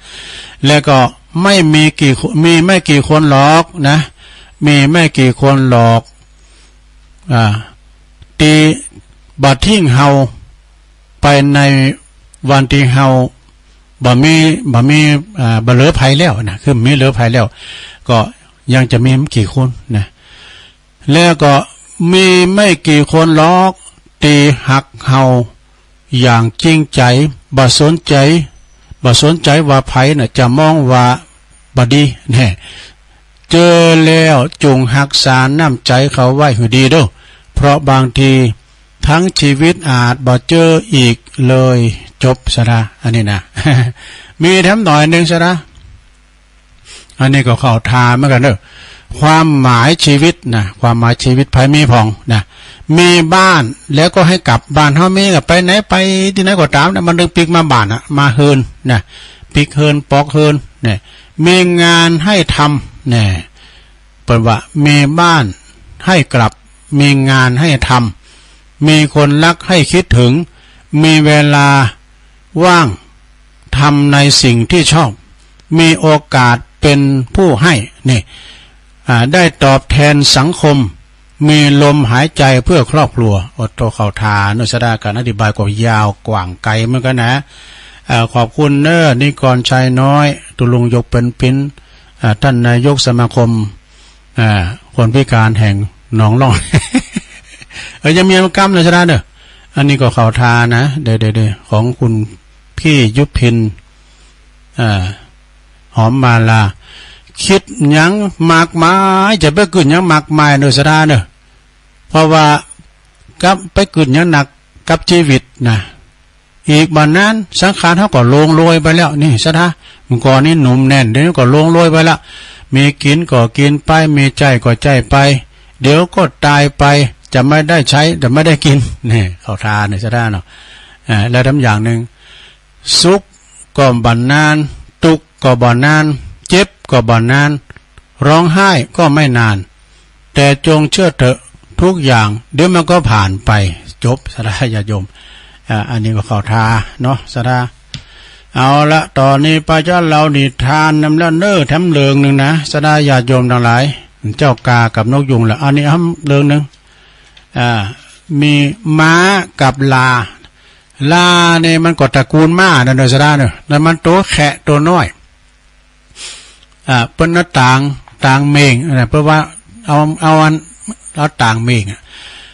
พอเวลานี่มันใจบรรทุกนะบรรทุกเป็นกองทัพเวลาคุณดอยก็เนี่ยเป็นใจมาต่างเมงก็ต่างอย่างนี้ก็เอาต่างปีหลังมันไม่อ่านหรอกใส่ไปนะก็ตระกูลม้านั่นแหละนะมีว่าจะได้บอกว่าม้ากับลาคุณเท่าอันนี้ก่อยแรงน้ำใจเหมือนกันนะซะนะไม่มีน้ำใจให้เพื่อนมีเจ้าบ้านคนหนึ่งเนอะซึ่งก่อนนำเอาเข่าของไปขายที่ตลาดในเมืองนะแต่ว่าเขาก็บรรทุกสัมภาระต่างๆมีโคเคิงอย่างเดี๋ยวเอาไปกาไปขายเหล่านั้นเอาไปบรรทุกใส่ลังล่าหมดลาจุบลังแอน ลาจุบลังแอนโดยเดียวปล่อยให้ม้าเดินตามโดยเท้าเปล่าไม่ยังใส่ลังม้าสักหน่อยเอาก็มันหุ่นต่างก็เดินต่างไปไกลเนาะต่างก็ไปไกลแล้วก็เล็ดป่าเล็ดเข้าไปมาก็ตัวลังไปดุ่มไปโดยโต๊ะเปล่าไม่ยังใส่ลังสักหน่อยแหละขณะทั้งสามเดินทางมาถึงกึ่งกลางเนอะมาถึงกึ่งกลางเจ้าลาผู้น่าสงสารก็เอ่ยปากขอร้องแก่มาว่าเปิ้นเอ้ยจอยขาหน่อยเถิดขานี่นักเหลือเกินขอแบ่งน้ำใจมาจอยขาหน่อยเถอะหลังขานี่แอนหมดนะเปิ้นเอ้ยจอยขาหน่อยเถอะนะขาเนี่ยเหนื่อยมากเนอะเหนื่อยมากอ่อนเป๋เพแห้งมดเดียวก็ไกลหลังก็แอนมดนะเพราะของเหล่านี้นะมันนักเกินกำลังของขาเลยเปิ้นเอ้ยจอยกำนี่นะข้าคิดว่าเพราะว่าข้าคิดว่าข้าบ่สามารถที่จะเดินทางต่อไปเดี๋ยวนั้นเปิ้นเอ้ยข้าจะหมดแห้งแล้วนะ จอมม่านี่ยังมีน้ำใจอ่ะนะจอมม่าได้ฟังดังนั้นแล้วก็ตอบว่าเอ้ยจะปีนไปบ่ได้หรอกไอ้เจ้าลาโง่ดูสมว่าเจ้าลาโง่เอ้ยอันนั้นมันเรื่องของเจ้าเนอะมันจะเรื่องของข้านี่มันเป็นคุณโปรดของเจ้านายนี่ข้านี่เป็นคุณโปรดของเจ้านายข้านี่บะต่างแล้วบรรทุกนักแล้วตัวเนี่ยมันพิขี่ข้านี่ไปวางเพื่อนน่ะเจ้าควรที่จะต้องขุนสัมภาระนี่ไปโดยตนเองจะดีกว่าเนี่ยมันจะมาปึงขาเนอะนะทันใดนั่นเองนะทันทีตีได้ฟังนั่นเองนะเจ้าลาก็เลยว่าเสียงอกเสียงใจกับเปิลเลยนะเฮามีสัตว์กีบเหมือนกันเห็นหรอเฮามีสีขาเหมือนกันนะลาต้นนั้นมันก็ล้มพลับลงไปกับพื้นด้วยความเหน็ดเหนื่อยอ่อนนะผู้พอใจอันเจ้าของมันเจ้าของนั้นก็หันว่าโอ้อย่างนั้นเนี่ยลูกหุ้ยโอ้มันใจหุ้ยอันนั้นมันควายเนาะหุ้ยน้ำใจลูกนี้ก็ได้ว่ะจึงเข้าไปแก่สัมภาระออกจากเจ้าลานั่นก็สิ้นใจตายพอดีอ้อยเนี่ยอันไข่ถามว่ากรรมว่าอ้อห้อยเนี่ยกรรมไทยบอกว่าคือฮะนะคำยองวรรณคำว่าอ้อห้อยคำไทยเขาบอกว่าเฮ้ยใจก็ปิ้นยังจ้าแม่จงดีอ้อห้อยน่ะกรรมว่าเป็นอินดูพันนะอ้อห้อยเป็นดีอินดูแต่อ้อห้อยเสียงวกเสียงใจไอ้น่ะกรรมว่าอ้อห้อยนี่เป็นความมานอบอินดูป่ะนะแล้วกรรมไทยเป็นว่าจะเฮิร์นอ้อห้อยใจผู้นั้นก็จึงเอาสัมภาระตีออกจากออกจากลังล่าแล้วออกจากทั้งหมดแล้วไปมีไผ่ก็โต๊ะเจ้านะกะเอามาใส่ลังมาเอาแล้วเอาใจลังมาเนี่ยทุกกะท่านทุกกะตัวทุกกะหัวนัวเนี่ยประมาณนะให้ทุกแก่ท่านทุกนั้นถึงตัวบรรทุกไว้ลังมาแตนนะลังมาก็จึงบ่แอนมันน่ะปุดโต้ยเดี๋ยวมากึ่งกลางคนตั้งไปเจ้าบ้านอันเจ้าของมันก็ดูว่าโอ้ก็ขายยังมาคัดแข่งคัดค้ามเลยนะเจ้าของมันนะเจ้าของมันก็หุ่นเน็ตหน่อยวะการเดินทางลำไปจึงกระโดดขึ้นหลังมาทั้งหมดก็นักหนึ่งนักสองเจ้ามันจะมานั่งทั้งหมดปุถโธทำหืมมาตัวนั้นผู้ที่หันแก่โตนะปุถโธคำนี่มันยังมาตัววุยล่ำเลยเนาะมันถ้าเกิดนะเจ้าไปวางปนเดี๋ยวนี้มันได้โต๊ะเก่ากำติดหัวจะโหลดด้วยเนี่ยนะได้รับความลำบากยิ่งขึ้นนะมันจึงลำพึงลำพันให้แก่ตัวเองว่าเฮากับบ้านหนาเบาโก้นที่จะหันแก่โตเกินไปเลยนาทีก็แบ่งเบาภาระเจ้าลานั้นเปลี่ยนกันไปเปลี่ยนกันมาก็ยังจะดีอยู่เจ้าลาเปิ้นขาก็คงบาดตายนะบ่เดี๋ยวนี้ไปพ่อบรรทุกสัมภาระต่างเมฆต่างโคตรติ้มหลังไปพ่อจอมมันนังขึ้น มันนังจันพิเศษนะไหมเนาะหลังขาจุปแอนนี่นะเหตุที่เฮาเนี่ยต้องได้รับความลำบากเช่นนี้ก็เพราะว่าเฮาบ่ย่อมช่วยเหลือเปิ้นยามที่เปิ้นได้รับความเดือดร้อนนั่นเองจบสลายญาติโยมทั้งหลายนิทานเรื่องนี้เปิ้นสอนหัวว่าอย่าละเลยที่จะช่วยเหลือเปิ้นยามที่เปิ้นได้รับความเดือดร้อนนะเพราะสักวันหนึ่งเฮาก็อาจจะต้องการความช่วยเหลือจากเปิ้นเช่นเดียวกันจบสลายญาติโยมนะสลายญาติโยมมีอย่างก็ช่วยกันไปนะตกใส่เปิ้นเป็นที่ไข่โหดตกใส่โต๊ะเป็นที่ไข่ให้นะคุณเฮามันประสบเหมือนกันหมดนะวิถีชีวิตของคุณเฮาแต่บางคนก็ประสบชีวิตในตัวเองความเจ็บไข้ได้พยาธินะแต่ก่อนนี้เฮาเนี่ยไปไหนก็ไปได้กล้าพื้นเตี้ยวขึ้นดอยลุงดอยพละกำลังอย่างจ้างไปศาลบัดนี้เฮาเป็นมาพึกไปแล้วเนี่ยเฮาจะมาปึงไผเนาะคุณได้เคยช่วยเหลือเฮาก็มาช่วยนั้นมันก็ลำพึงลำพันไปเนี่ยสดาญาโยมทั้งหลายถ้าดีช่วยอย่างไผก็ช่วยกันไปช่วยมือปัจจัยบ้าได้ก็ช่วยกำลังกายกำลังใจไปเนาะสดาญาโยมทั้งหลายอย่างที่ว่าเปิ้นมีการมีงานเปิ้นห้องตุลุงไปช่วยมีจะตั้งก็ไปหอมเอาเสียงไปหอมสดาตุลุงนี่สอบช่วยโดยเดียวว่าอย่างศพครูบาอาจารย์นี่ก็เหมือนกันนะ ที่ว่าโอ้ศพครูบาเนาะเปิ้นละสังขารเปิ้นโทรมาบอกด้วยมาช่วยกันเด้อพุทโธมันใจดีที่ได้ช่วยหวังมีสินจางยังซากอย่างตุกตาเปิ้นตาโตน่ะเนาะศรัทธาเอ้ยนะตุกตาเปิ้นตาโตต่างคนต้องรอคิวไผคิวมันเฮาขึ้นนะเนาะเฮาไปช่วยเปิ้นแถมหน่อยเปิ้นก็จะมาช่วยเฮาก็คนที่ตายไว้ได้ช่วยตุก็คนที่ย่างนะกะนะเปิ้นจะมาช่วยเฮาเนาะเฮาตายแล้วไปหูเรื่องหูชังนะเปิ้นก็ทำเปิ้นก็จะมาช่วยฉะนั้นการยังกูสิ่งกูอย่างเนาะบ่ว่างานมงคลงานอาวามงคลงานจวยเหลือกินแขกแต่งงานขืนเฮินใหม่เปิดร้านก้ามนะก้างานวัดกันว่าเฮาไปจวยเปิ้นนะเอาบ่าเอาแหงเข้าไปตุ๊บไปปอกไปจวยคุ้นโตคุ้นเต้นคุ้นต่างนี่นะก็ถือว่าเฮาได้ไปจวยโดยกำลังกายนะมีปัจจัยมันเป็นหยังนะบางพองก็หือมาหันหน้าไอ้เนาะไปงานศพพี่น้องกันได้มาพินแขกแค่นี้น่ะมันนั่งใส่ไล่อยู่น่ะจวยยังก็มจวยมันพินแขกไปนะเฮาต้องจวยกันนะใจยะค่ากุลอย่างน้อยก็มามีหยังเหลือแก่ก็หอมสังให้แก่นึงเนาะอยากจะลงไปจวยเปิ้นน่ะถึงแม้ว่าเม็ดนักก็หอมไปตามบาทตามแห้งน่ะลงคุณเฮาสถานะนี่มันจะเหมือนกันสถานะนี่มันเหมือนกันสถาญาติโยมทั้งหลายเปิ้นช่วยเฮาช่วยเปิ้นไปเนาะก็จบลงไปคติธรรมก็ดีนิทานธรรมหมากับลาก็ดี ก็เป็นอุทาหรณ์อย่าเห็นแก่ตัวนะสถาญาติโยมทั้งหลายเราต้องมีน้ำจิตน้ำใจสิ่งกันแบ่งบ่ายเอื้อเฟื้อเอื้ออาทรสิ่งกันและกันไปนะเอาละตอนนี้ไปน้อมนำเอาอันนี้มาวาดกรรมมันเด้อศรัทธาอย่าปฏิเสธบุญบุญมีทุกอย่างแต่ว่าบุญหมดทุกอย่างอาจารย์พระครูสุเมธปนว่าไว้อย่าปฏิเสธบุญเป็นบ่อเกิดแห่งความสุขความสำเร็จในชีวิตเนอะบ่ว่าจะเป็นปุถุชนจนกระทั่งเป็นพระอริยะเจ้านะเพราะว่าล้วนอาศัยบุญเป็นหลักการปฏิเสธบุญคือการปฏิเสธความสุขความสำเร็จในชีวิตของตัวเฮาเองนี่เป็นว่าอีนะอย่าไปปฏิเสธบุ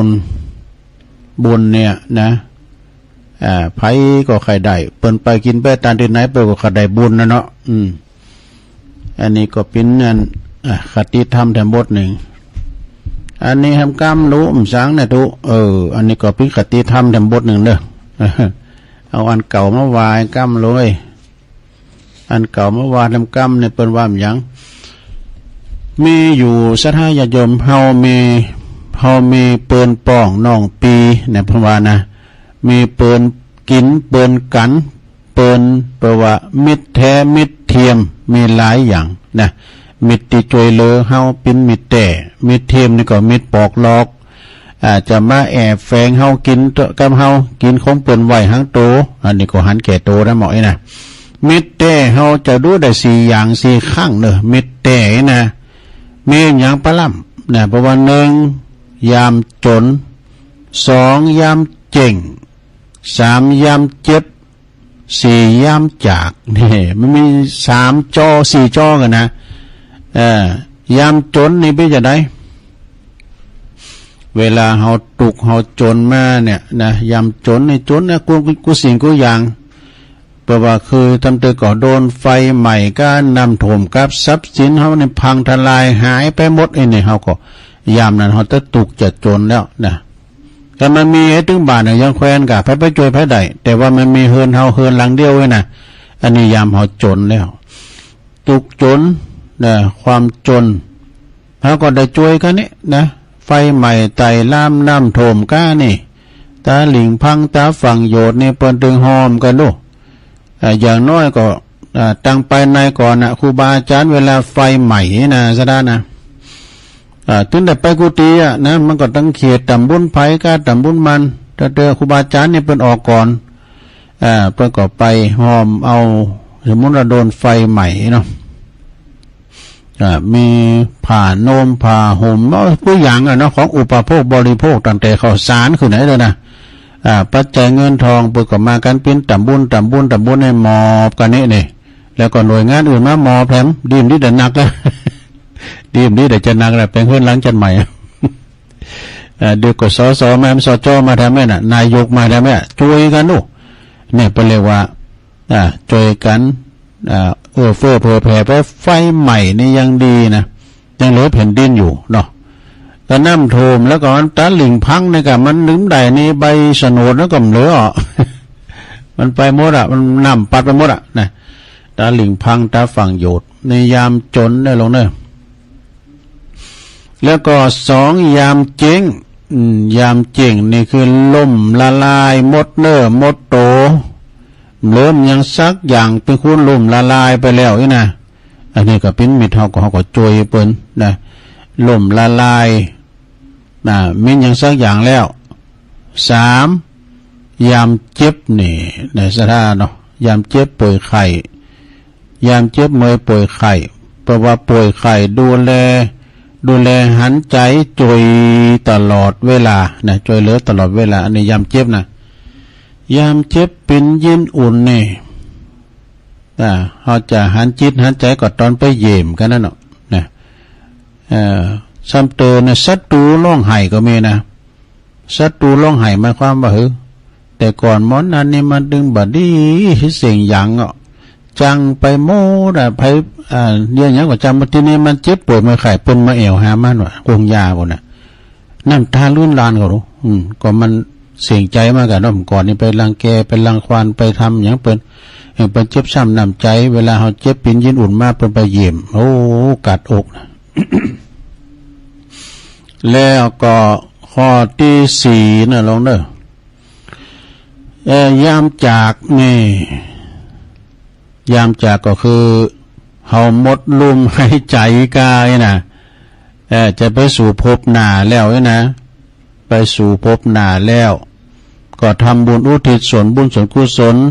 ไปหือเปิ้นนี่นะเนาะยามมาจากคุณเฮาก็จากเหมือนกันหมดพ่อแม่ก็จากลูกจากปนว่าอย่างก็ตุลุงเคยว่าจากเฮิรนที่เคยอยู่จากอู่ที่เคยนอนเปิดดึงอะไรหงใยยั้งเอาต่างหน้าเป็นไปนะอันนี้คือนี่แหละเพื่อนแท้4ประการประเภทคุณมีเพื่อนแท้แล้วหรือยังในมีแล้วที่จะช่วยเหลือยามจนยามเจ๊งยามเจ็บยามจาก3-4จอนี่นะก็ลองเอามาพินิจพิจารณาพอเนอะนะนี่ก็หนังสือเหมือนกันเนาะสถาออกมาในเน็ตนี่ตอนนี้ได้อู่เรื่องตาลนำกำนึงอยู่อันนี้อย่างนี้ทำบุญเก่าวัดก็นี่เจริญรวมทำบุญเก่าวัดเพื่อเป็นความพิสิริมงคลบ้านอันนี้เป็นทำบุญเก่าวัดเนี่ยข้อที่1วัดความคิดนี่2วัดความดี3วัดความดัน4วัดความจำ5วัดหัวใจ6วัดสายตา7วัดสังขาร8วัดสันดาน9วัดหัวใจดู9วัดนะโล 9วัดดังต่อไปนี่ข้อที่1เนี่ยลองวัดความคิดเราเดี๋ยวนี้เฮาคิดหายก็ว่าคิดดีบางพองก็ได้ว่าตูลุงตูเจ้าตัวเนี่ยมันจะได้เนี่ยเฮาฟังหมูเริงดูนี่นะก็อันเนี้ยก็เป็นภาคภาษายองใช่ไหม ขนาดตูลุงนะตูลุงไข่หูเริงเนี่ยภาษาตัวยังหูหมูเริงพอเติมมันวาเวยมันฟังตัวมันแต้น อันนี้จะคิดดีหรือไม่ดีเนาะคิดร้ายหรือคิดดีเนี่ยความคิดวัดความคิดเนอะข้อ2วัดความดีว่าความดีเนี่ยว่าเขาเคยมีดีหรือไม่นั้นมีหรอนะก็มีอยู่ก้าเนาะคุณงามความดีแต่ละคุณนี่ก็หาไม่หนักกะเขาเปิ่นว่าการเขาพอความดีหนักเลยความดีก็ถือว่าเป็นคุณดีแล้วนะคุณเขานี่มันจะดีพร้อมนี่มันมีในโลกเนอะเป็นซออเตอร์ในโลกนี่มันมี จะดีพอหมดมีดีเลยมันต้องมีสักอย่างเนี่ยนะจุดบกพร่องมันต้องมีหรอกแล้วคุณเอาเนี่ยมันจะบัดดีเลยนะ บัดดีสักอย่างเลยนะโอ้ก็มีอยู่ความดีมันยังเหลืออยู่เนาะมันก็ยังมีอยู่ความดีมันจะมีอยู่เดี๋ยวมันมีให้เลยมันก็ยังมีนะมันก็จะมีความดีอยู่พระเทวทัตยังเหลือความดีอยู่แล้วเนี่ยสุดท้ายไปยังสำนึกผิดแล้วก็วัดข้อที่สองเนี่ยวัดความดีนะว่าเคยมีหรือไม่ข้อที่สามวัดความดันนี่ความดันนี่มันดึงสูงก็วัดต่ำ ความดันสูงก็ว่าความดันต่ำไม่นะก็ยาก็กินควบคุมไปให้มันเป็นปกติ จะไปลืมกินยา ความดันยังดีนะก็ความจำเลาะนะข้อที่สี่ความดันก่อนตุลุงก็เคยถามนะคุณเถ่าเตอก็เป็นเปิ่นเดียวกันพองกายนะได้กินยาอย่างพองถึงวันความดันนะกะโตเนี่ยความดันไขมันโรคเก้าเบาหวาน ถึงมาโอดกันนี่กันเอาไปพงยานะเอาไปพงยาคุณเถ่าเนี่ยโอ้มันยังมาเวยแล้วเนอะเอาก็ว่าเขาไปเจ้าไปถึงปูนป้อมมิตรนางคุณเถ่าวันนี้ กันเวลามอนนัดนี่นะแล้วก็อู่กันดังไงเด้อปุถุคุณเราอูมันไม่ดีโอดพยาธิกันหน่อยเอาก็ดักฟังวันน่ะพร้อมก็ปืดอันวิทยุดังไงนี่แล้วก็ใส่หมอวันนี้เอี้ยนนี่คุณเถ่านะตัวเป็นอย่างน่ะไอ้น่ะผมรู้ว่าเป็นคุณเลย บัดใจนะตัวมาอยู่กับหมอนัดอันนี้เนาะเป็นอย่างก็ผมวันนัดประจำเดิน ยาวัดความดันสูงหรือต่ำเอาสิวัดความจำนะลงเนอะโอ้ความจำนี่มันจำได้ดีหรือไม่ดีความจำนี่นักแก่นะลงเนอะสำเตือนนะเอาเที่ยวมาถึงพิรณสถานีเพื่อนนะเขาว่าจะเอาเนี่ยลืมไปแล้วนะเป็ดตังลักแถมใหม่อีกก็มีนะหลวงนะเป็ดตังลักแถมใหม่อีกก็มีนะเนี่ยมันสำเตือนเรียกว่าสัญญาไม่แน่นอนความจำของเขาเนี่ยมันเลอะเลือนไปตัวลุงในอุยซื้อนะหลวงถ้าว่าตัวลุงในมาเข้าในรายการนี่นะมาออกรายการนี่นะถ้าดับเป็นอัลไซเมอร์ไปแล้วเนี่ยอยู่ถึงวันนี้แต่ว่าได้ออกรายการเนี่ยมันถึงสอหาแล้วดูสอหาข้อมูลกันสอหาขัดตีทำกันน่ะคุ้นคว้าพิจารณาคุ้นคว้าดูทำการบ้านวันนี้วันนี้เอาอย่างบ้าอุกก็เปิดหายอยู่ในสนามหลบเราดูฟังเขียนก็ฝึกอ่านก็น่ะคือมันคล่องไว้อ่านทำก็มันไม่ใช่ธรรมดานะอันออกรายการเนี่ยลงกันมกผู้แทนเนี่ยแฟนกับเปิดจางอู่จ้างจ้าเนี่ยดูเขาต้องสอหาข้อมูลนะก็ได้มาเกิดข้างเริ่มเดี๋ยวนี้ก็เกิดข้างเตะทำก็เจ๊เบิ้นเป๊ะจะเชี่ยวลงโตลงไปมีนาหลายห้อมเลยวันนั้นพอได้ขึ้นเวทีหรอที่น้องปากขาวน่ะว่ามาอยู่ฮะหรอ มีนาหลายห้อมอันนา มันเป็นเอกลักษณ์เลยที่ไหนวัดความจำนะลองเนอะมันต้องลืมนะเตือนลืมกินยาก็มีด้วยสำเตือนนะอันนี้ยากินคืนเนี่ยมากินกลางวันนี่ก็มี ความจำไม่แน่นอนเลยว่าข้อที่5เลยวัดหัวใจเนี่ยหัวใจมันเต้นเร็วหรือเต้นช้าเนี่ยพอเอาไปที่หมอเนี่ยหมอก็จะจับจีบจรให้นะแล้วเปิ้นจะพอนาฬิกาว่ามันติ่นขี้ก้ามไหมกันเนาะมันจะหื้อมั้งเนาะเปิ้นเลือกของเปิ้นเปิ้นจะเอานั่นมาจู่หน้าอกเขานี่นะตู้หายใจดีก็หายใจดีนะกับหมอก็เต้นเร็วหรือเต้นช้าลงเนอะต่อไปข้อที่6วัดสายตานี่นะเก๋หมดเนอะเพราะอย่างเพราะว่ามันยาวหรือว่ามันสั้นก็ถึงวันในการมันเว้นตาหายเนี่ยมาดึงได้สักอย่างได้สักอย่างแต่โทรศัพท์ออกแต่เบอร์ไผ่เป็นเบอร์ไผ่หัวมันต้องมีตา2 เจน มันต้องมีแว่นตาตุลุงก็ซื้อแว่นตานี่ก็มีให้กูจอกกูแจงนะจำตัวก็ เอาไว้ตั้งห้องส่งบงกาทุงยามเวนตาสำรองมาขี้ลืมจะเติมลืมเอาไปก็เนี่ยแล้วก็เอาสำรองมาใส่อีกตาของเขาเนี่ยมันสายตาสั้นหรือสายตายาวนะสายตานี่สำคัญเนอะศรัทธาเนอะข้อที่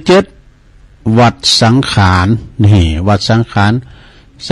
เราทำนะสังขารเขาเนี่ยมันตึงหรือว่ามันหย่อนยานอีน่ะเนาะเอาก่อนเนี่ยเต่งตึงกะยามมันหนุ่มๆทุยิกไหนผมได้เดี๋ยวนี้ยิกไหนได้หัน มันก็ไปตามสภาพเนาะไปตามสภาพเท่าแก่แลไล่มาแล้วนี่นะมันก็ไปตามสภาพมันจะดีดพืดอย่างมันก่อนเนี่ยมันเมียสังขารวัดสังขารในลงเนอะข้อที่8วัดสันดานนี่สันดานนี่แปลว่ากรรมหยาบถ้าลงได้เป็นกรรมกลางสันดานดีก็มีสันดานชั่วก็มีนะมันกับบุญมันกับกรรม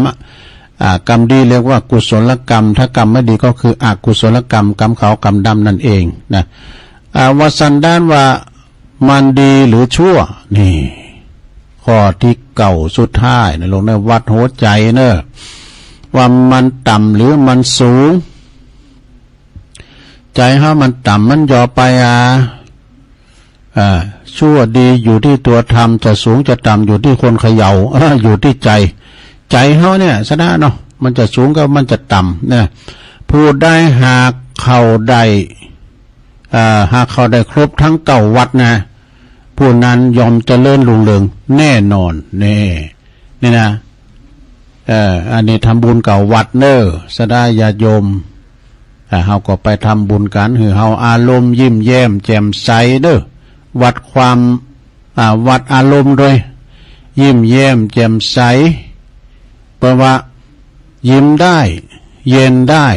เห็นทางสร้างมิตรจิตสว่างจิตว่างสร้างความดีเนี่ยสร้างคุณงามความดีไว้ศรัทธาญาติโยมเพื่อความเป็นสิริเป็นมังกรเป็นมงคลกันต่อไปนะ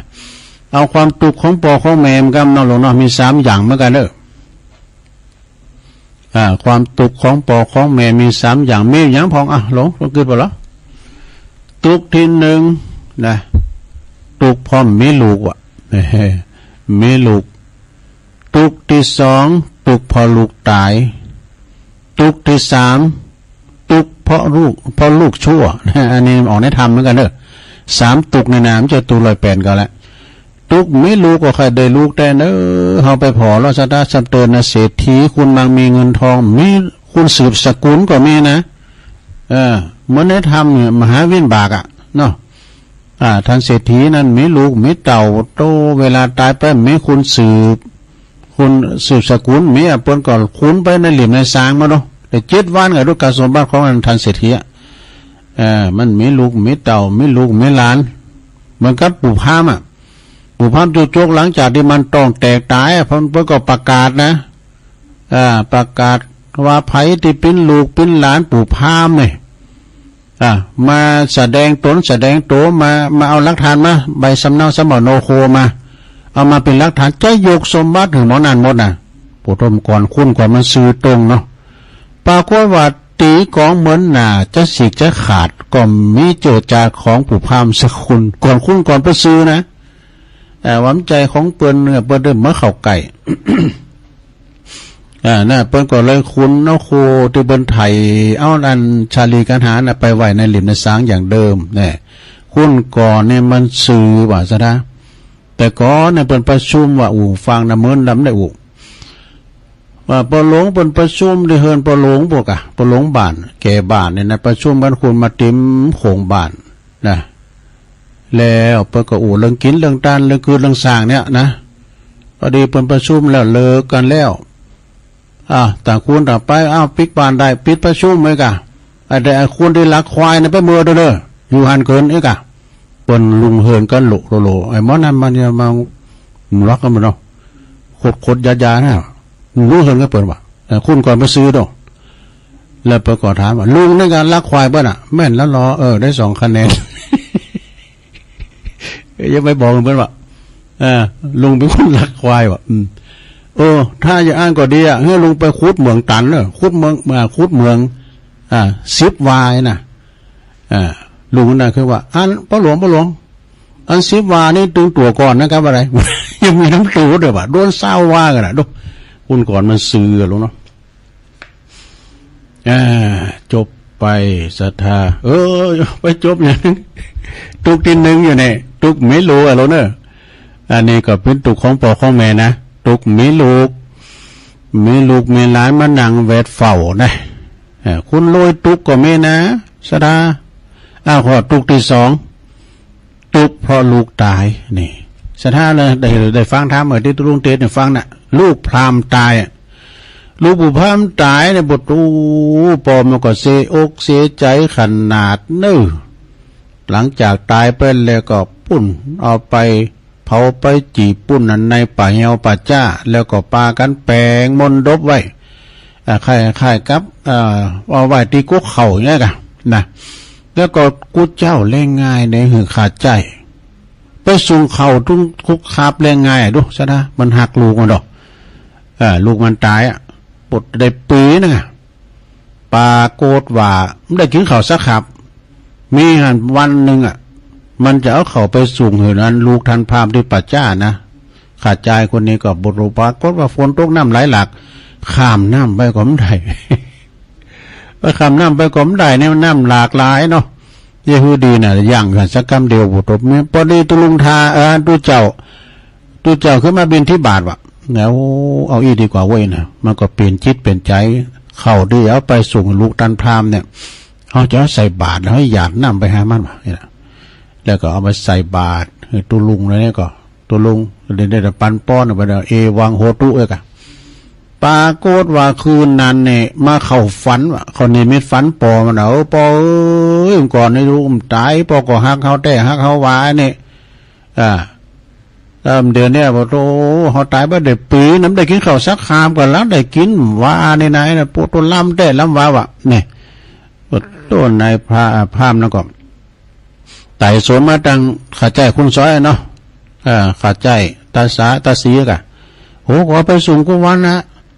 ไปส่งถึงวันเนี่ยท่านเศรษฐี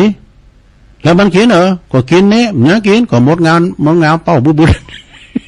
แมงมุมหัวเขียวไอ้นะปาโกดว่าส่งไปถึงปีเนี่ยมันได้สักอย่างอะไรซะนะเนี่ยจะได้เด้อคือถึงปอถึงแม่ก็มาตานเด้อวันนี้พุกเจ้าให้มาตานก็มาลองเนาะมาตานได้อันนี้ลูกตายแล้วจะจบแล้วเนี่ยข้อที่ 3ตุกพออย่างพอลูกชั่วอันนี้นี่โอ้เดี๋ยวนี้มีนักนะซะได้ลูกชั่วเนี่ยนะลูกดิมหูกุลปอกุลแม่บุบโหตีตาปอแม่ก้าอีน่ะพัมพองเนี่ยปนหือกูอย่างเสกหือลูกปรากฏว่าเสกมือเสกตีนก็เอาตีนเอามือมาตุบมาตีปอแม่อันนี้ตุกพอลูกชั่วนะสถาญาโยมโอ้แต่จบเวลาแล้วเดี๋ยวตุลุงจะเปิดมือถือกันนะได้ตักตังลายเลยเนี่ยฉะนั้นญาโยมนลายเนาะตุก3อย่างของปอของแม่1ตุกเพราะบ่มีลูก2ตุกเพราะลูกตาย3ตุกเพราะลูกชั่วนี่อันนี้เป็นตุกของปอของแม่แต่ปอแม่นี่เลี้ยงลูกเลี้ยงดูปูปานลูกเต่าเหล่าล้านเลนมาเนี่ยโอ้ยยุงไม่ให้ไต่ไล่ไม่ให้ตอมป้อนข้าวป้อนน้ำเป็นคู่ดอกเป็นคู่คุณเหล็กนะสอนปากสอนปูป้าปอแม่นะเป็นคู่คุณเหล็กเดี๋ยวตุลุงก็จะตักตั้งหลายสระก็จะไปลืมเด้อข่าวสารงานบุญต่างๆตัวเป็นจะมีการมีงานก็หลายบ้านหลายจ้องเนาะหลายวัดหลายว่า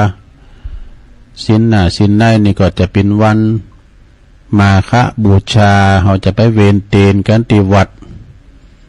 ที่ว่าเนี่ยก็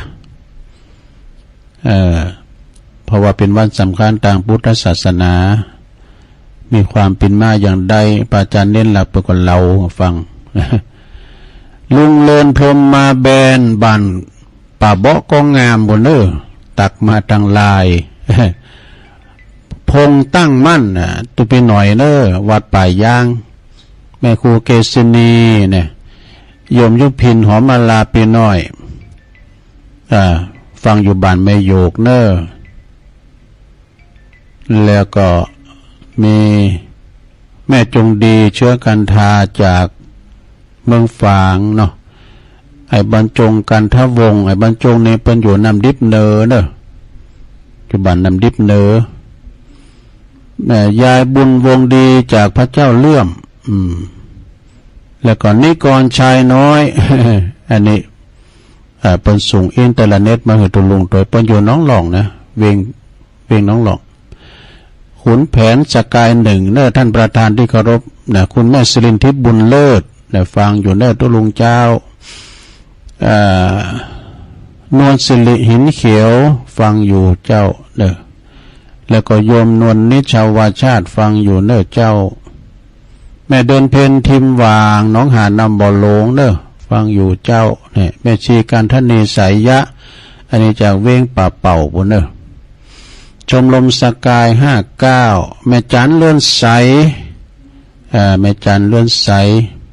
17นี่ตุลุงไปตัวพระครูก่อเจ้าปนโจรนะครับ แล้วก็อันนี้แม่สมผัดอันนี้จบลงไปเนาะตักตังลายไปเรียบร้อยเลยเวลาทำหน่อยหนึ่งได้สดาจับโทรมาสัก2-3 สายก็โทรมาเด้อโทรมาที่เบอร์0899555606เนาะลองโทรมาเช็คคืนเช็คสายพอสักหน่อยฟังอยู่เนอร์นี่นะแล้วก็เช็คการหลับฟังผลการหลับฟังปิ้นจะได้ฟังอยู่เนอร์นี่นะเนาะเจริญปอนเจ้าวัดสาเจ้าตุลุงอยู่ตั้งได้ไหมแม่พิมพ์ประเดชเจ้าแม่พิมพ์ประเดชเนาะว่าตุลุงด้วยละเจ้าเธอแม่พิมพ์ประเดชฟังชัดเจนเนาะฟังไฟหินเนาะเจ้าสาธุเนอแม่เนอเจริญปอนการครับ หลวงพ่อกฤษผมไปตรวจหมอก็ไม่ถามว่าหมอฉันเป็นอะไรความสูงหรือต่ำแกบอกก็ไม่ใช่ไม่สูงไม่ต่ำดีแล้วปกติเนาะดีแล้วการจะหมดเวลาแล้วครับขอบคุณครับไหว้สานมัสการหลวงพ่อกฤษเจริญปอน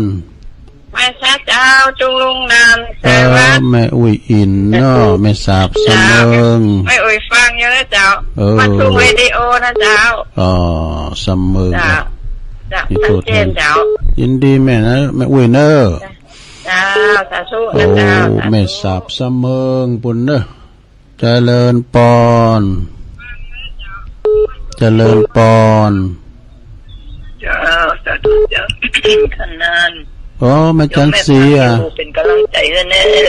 แม่จันสีสุขาเนาะแจงโหลินฟังพระบาทอุดมเนาะเจ้าวัดพระพุทธบาทอุดมวัดพระพุทธบาทอุดมยินดีแม่เนอสาธุเจริญปอนพี่กอพี่โกยที่ถอรีพากะลัดกะวายสายบัวจะเน่าจันสีแล้วก็จันสมเนอแม่จันสมเนาะนวัตการเจ้าตุลุงฟังอยู่เนอหัวใจว่าฟังแม่เท่าแม่อายเกี้ยนอย่าร้องมาแรงเนี่ยแต่สายเน่นอยู่เหมือนกันอ่ะยินดีแม่จันสมไม่ลายเนอฟังอยู่เนอเจ้ากุศลกุองค์เจ้านมัสการเจ้าไม่อายเจริญปอนนมัสการเจ้าพี่หลวงยายพรนะแย่ลองวัวแดงเนาะสันกำแพงเชียงใหม่ชัดเจนดีเนาะชัดเจนดีไอ้งานที่ตัดสายไม่ได้ยินดีแล้วฟังกันต่อไปเจริญปอนลุงเจ้านี่แม่สีกุลเนาะเจ้าฟังตุลุงอยู่ให้หัวที่บ้านนั้น ชุมแน่ที่ว่าลักควายแน่ลัก อัน10 วานี่ตื่นตัวก่อนก็ว่าจะได้ปะหลวงโอ้โตเพราะบอกบนน้ำตูเนี่ยว่าโดน20 วาเลย อ๋อ10 วาตื่นตัวก่อนไง คุณเก่ามันซื้อหรอ เจ้า ขอบคุณ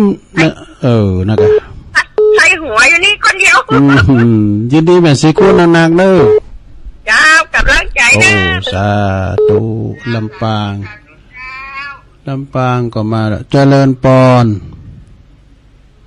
เจ้าตุลุง อันนี้แม่น้อยอ่ะ ไม่น้อยเจ้าไม่ได้ทิ้นได้แล้วตุลุงเบอร์10อันไปเลขเบอร์17นกอันยุ่มน้อยไปพอตุลุงอยู่นี่เจ้า ไล่นาน้อย ไปลามาไวเหมือนกันนะไวทุกวันหลายโดนหลายองค์เนาะไม่หันมดอากาศตึงพระบนจัดรายการน่ะ เจ้ากระถาปึกกะมีเนาะหมดอันนี้ไม่ยุ่งน้อยจังพอเจ้าไม่น้อยจังพอน่ะยินดีแม่น้อยอุ่นหน่อยเนอะเจ้าเอาทำสายเนี่ยเจริญปอนจากไกลสาเจ้าตุลุงใช้ปากกานะแม่สิท่อน่ะเจ้าน้องบัวเนาะฟังอยู่นะฟังพระบาทรู้ด้วยมา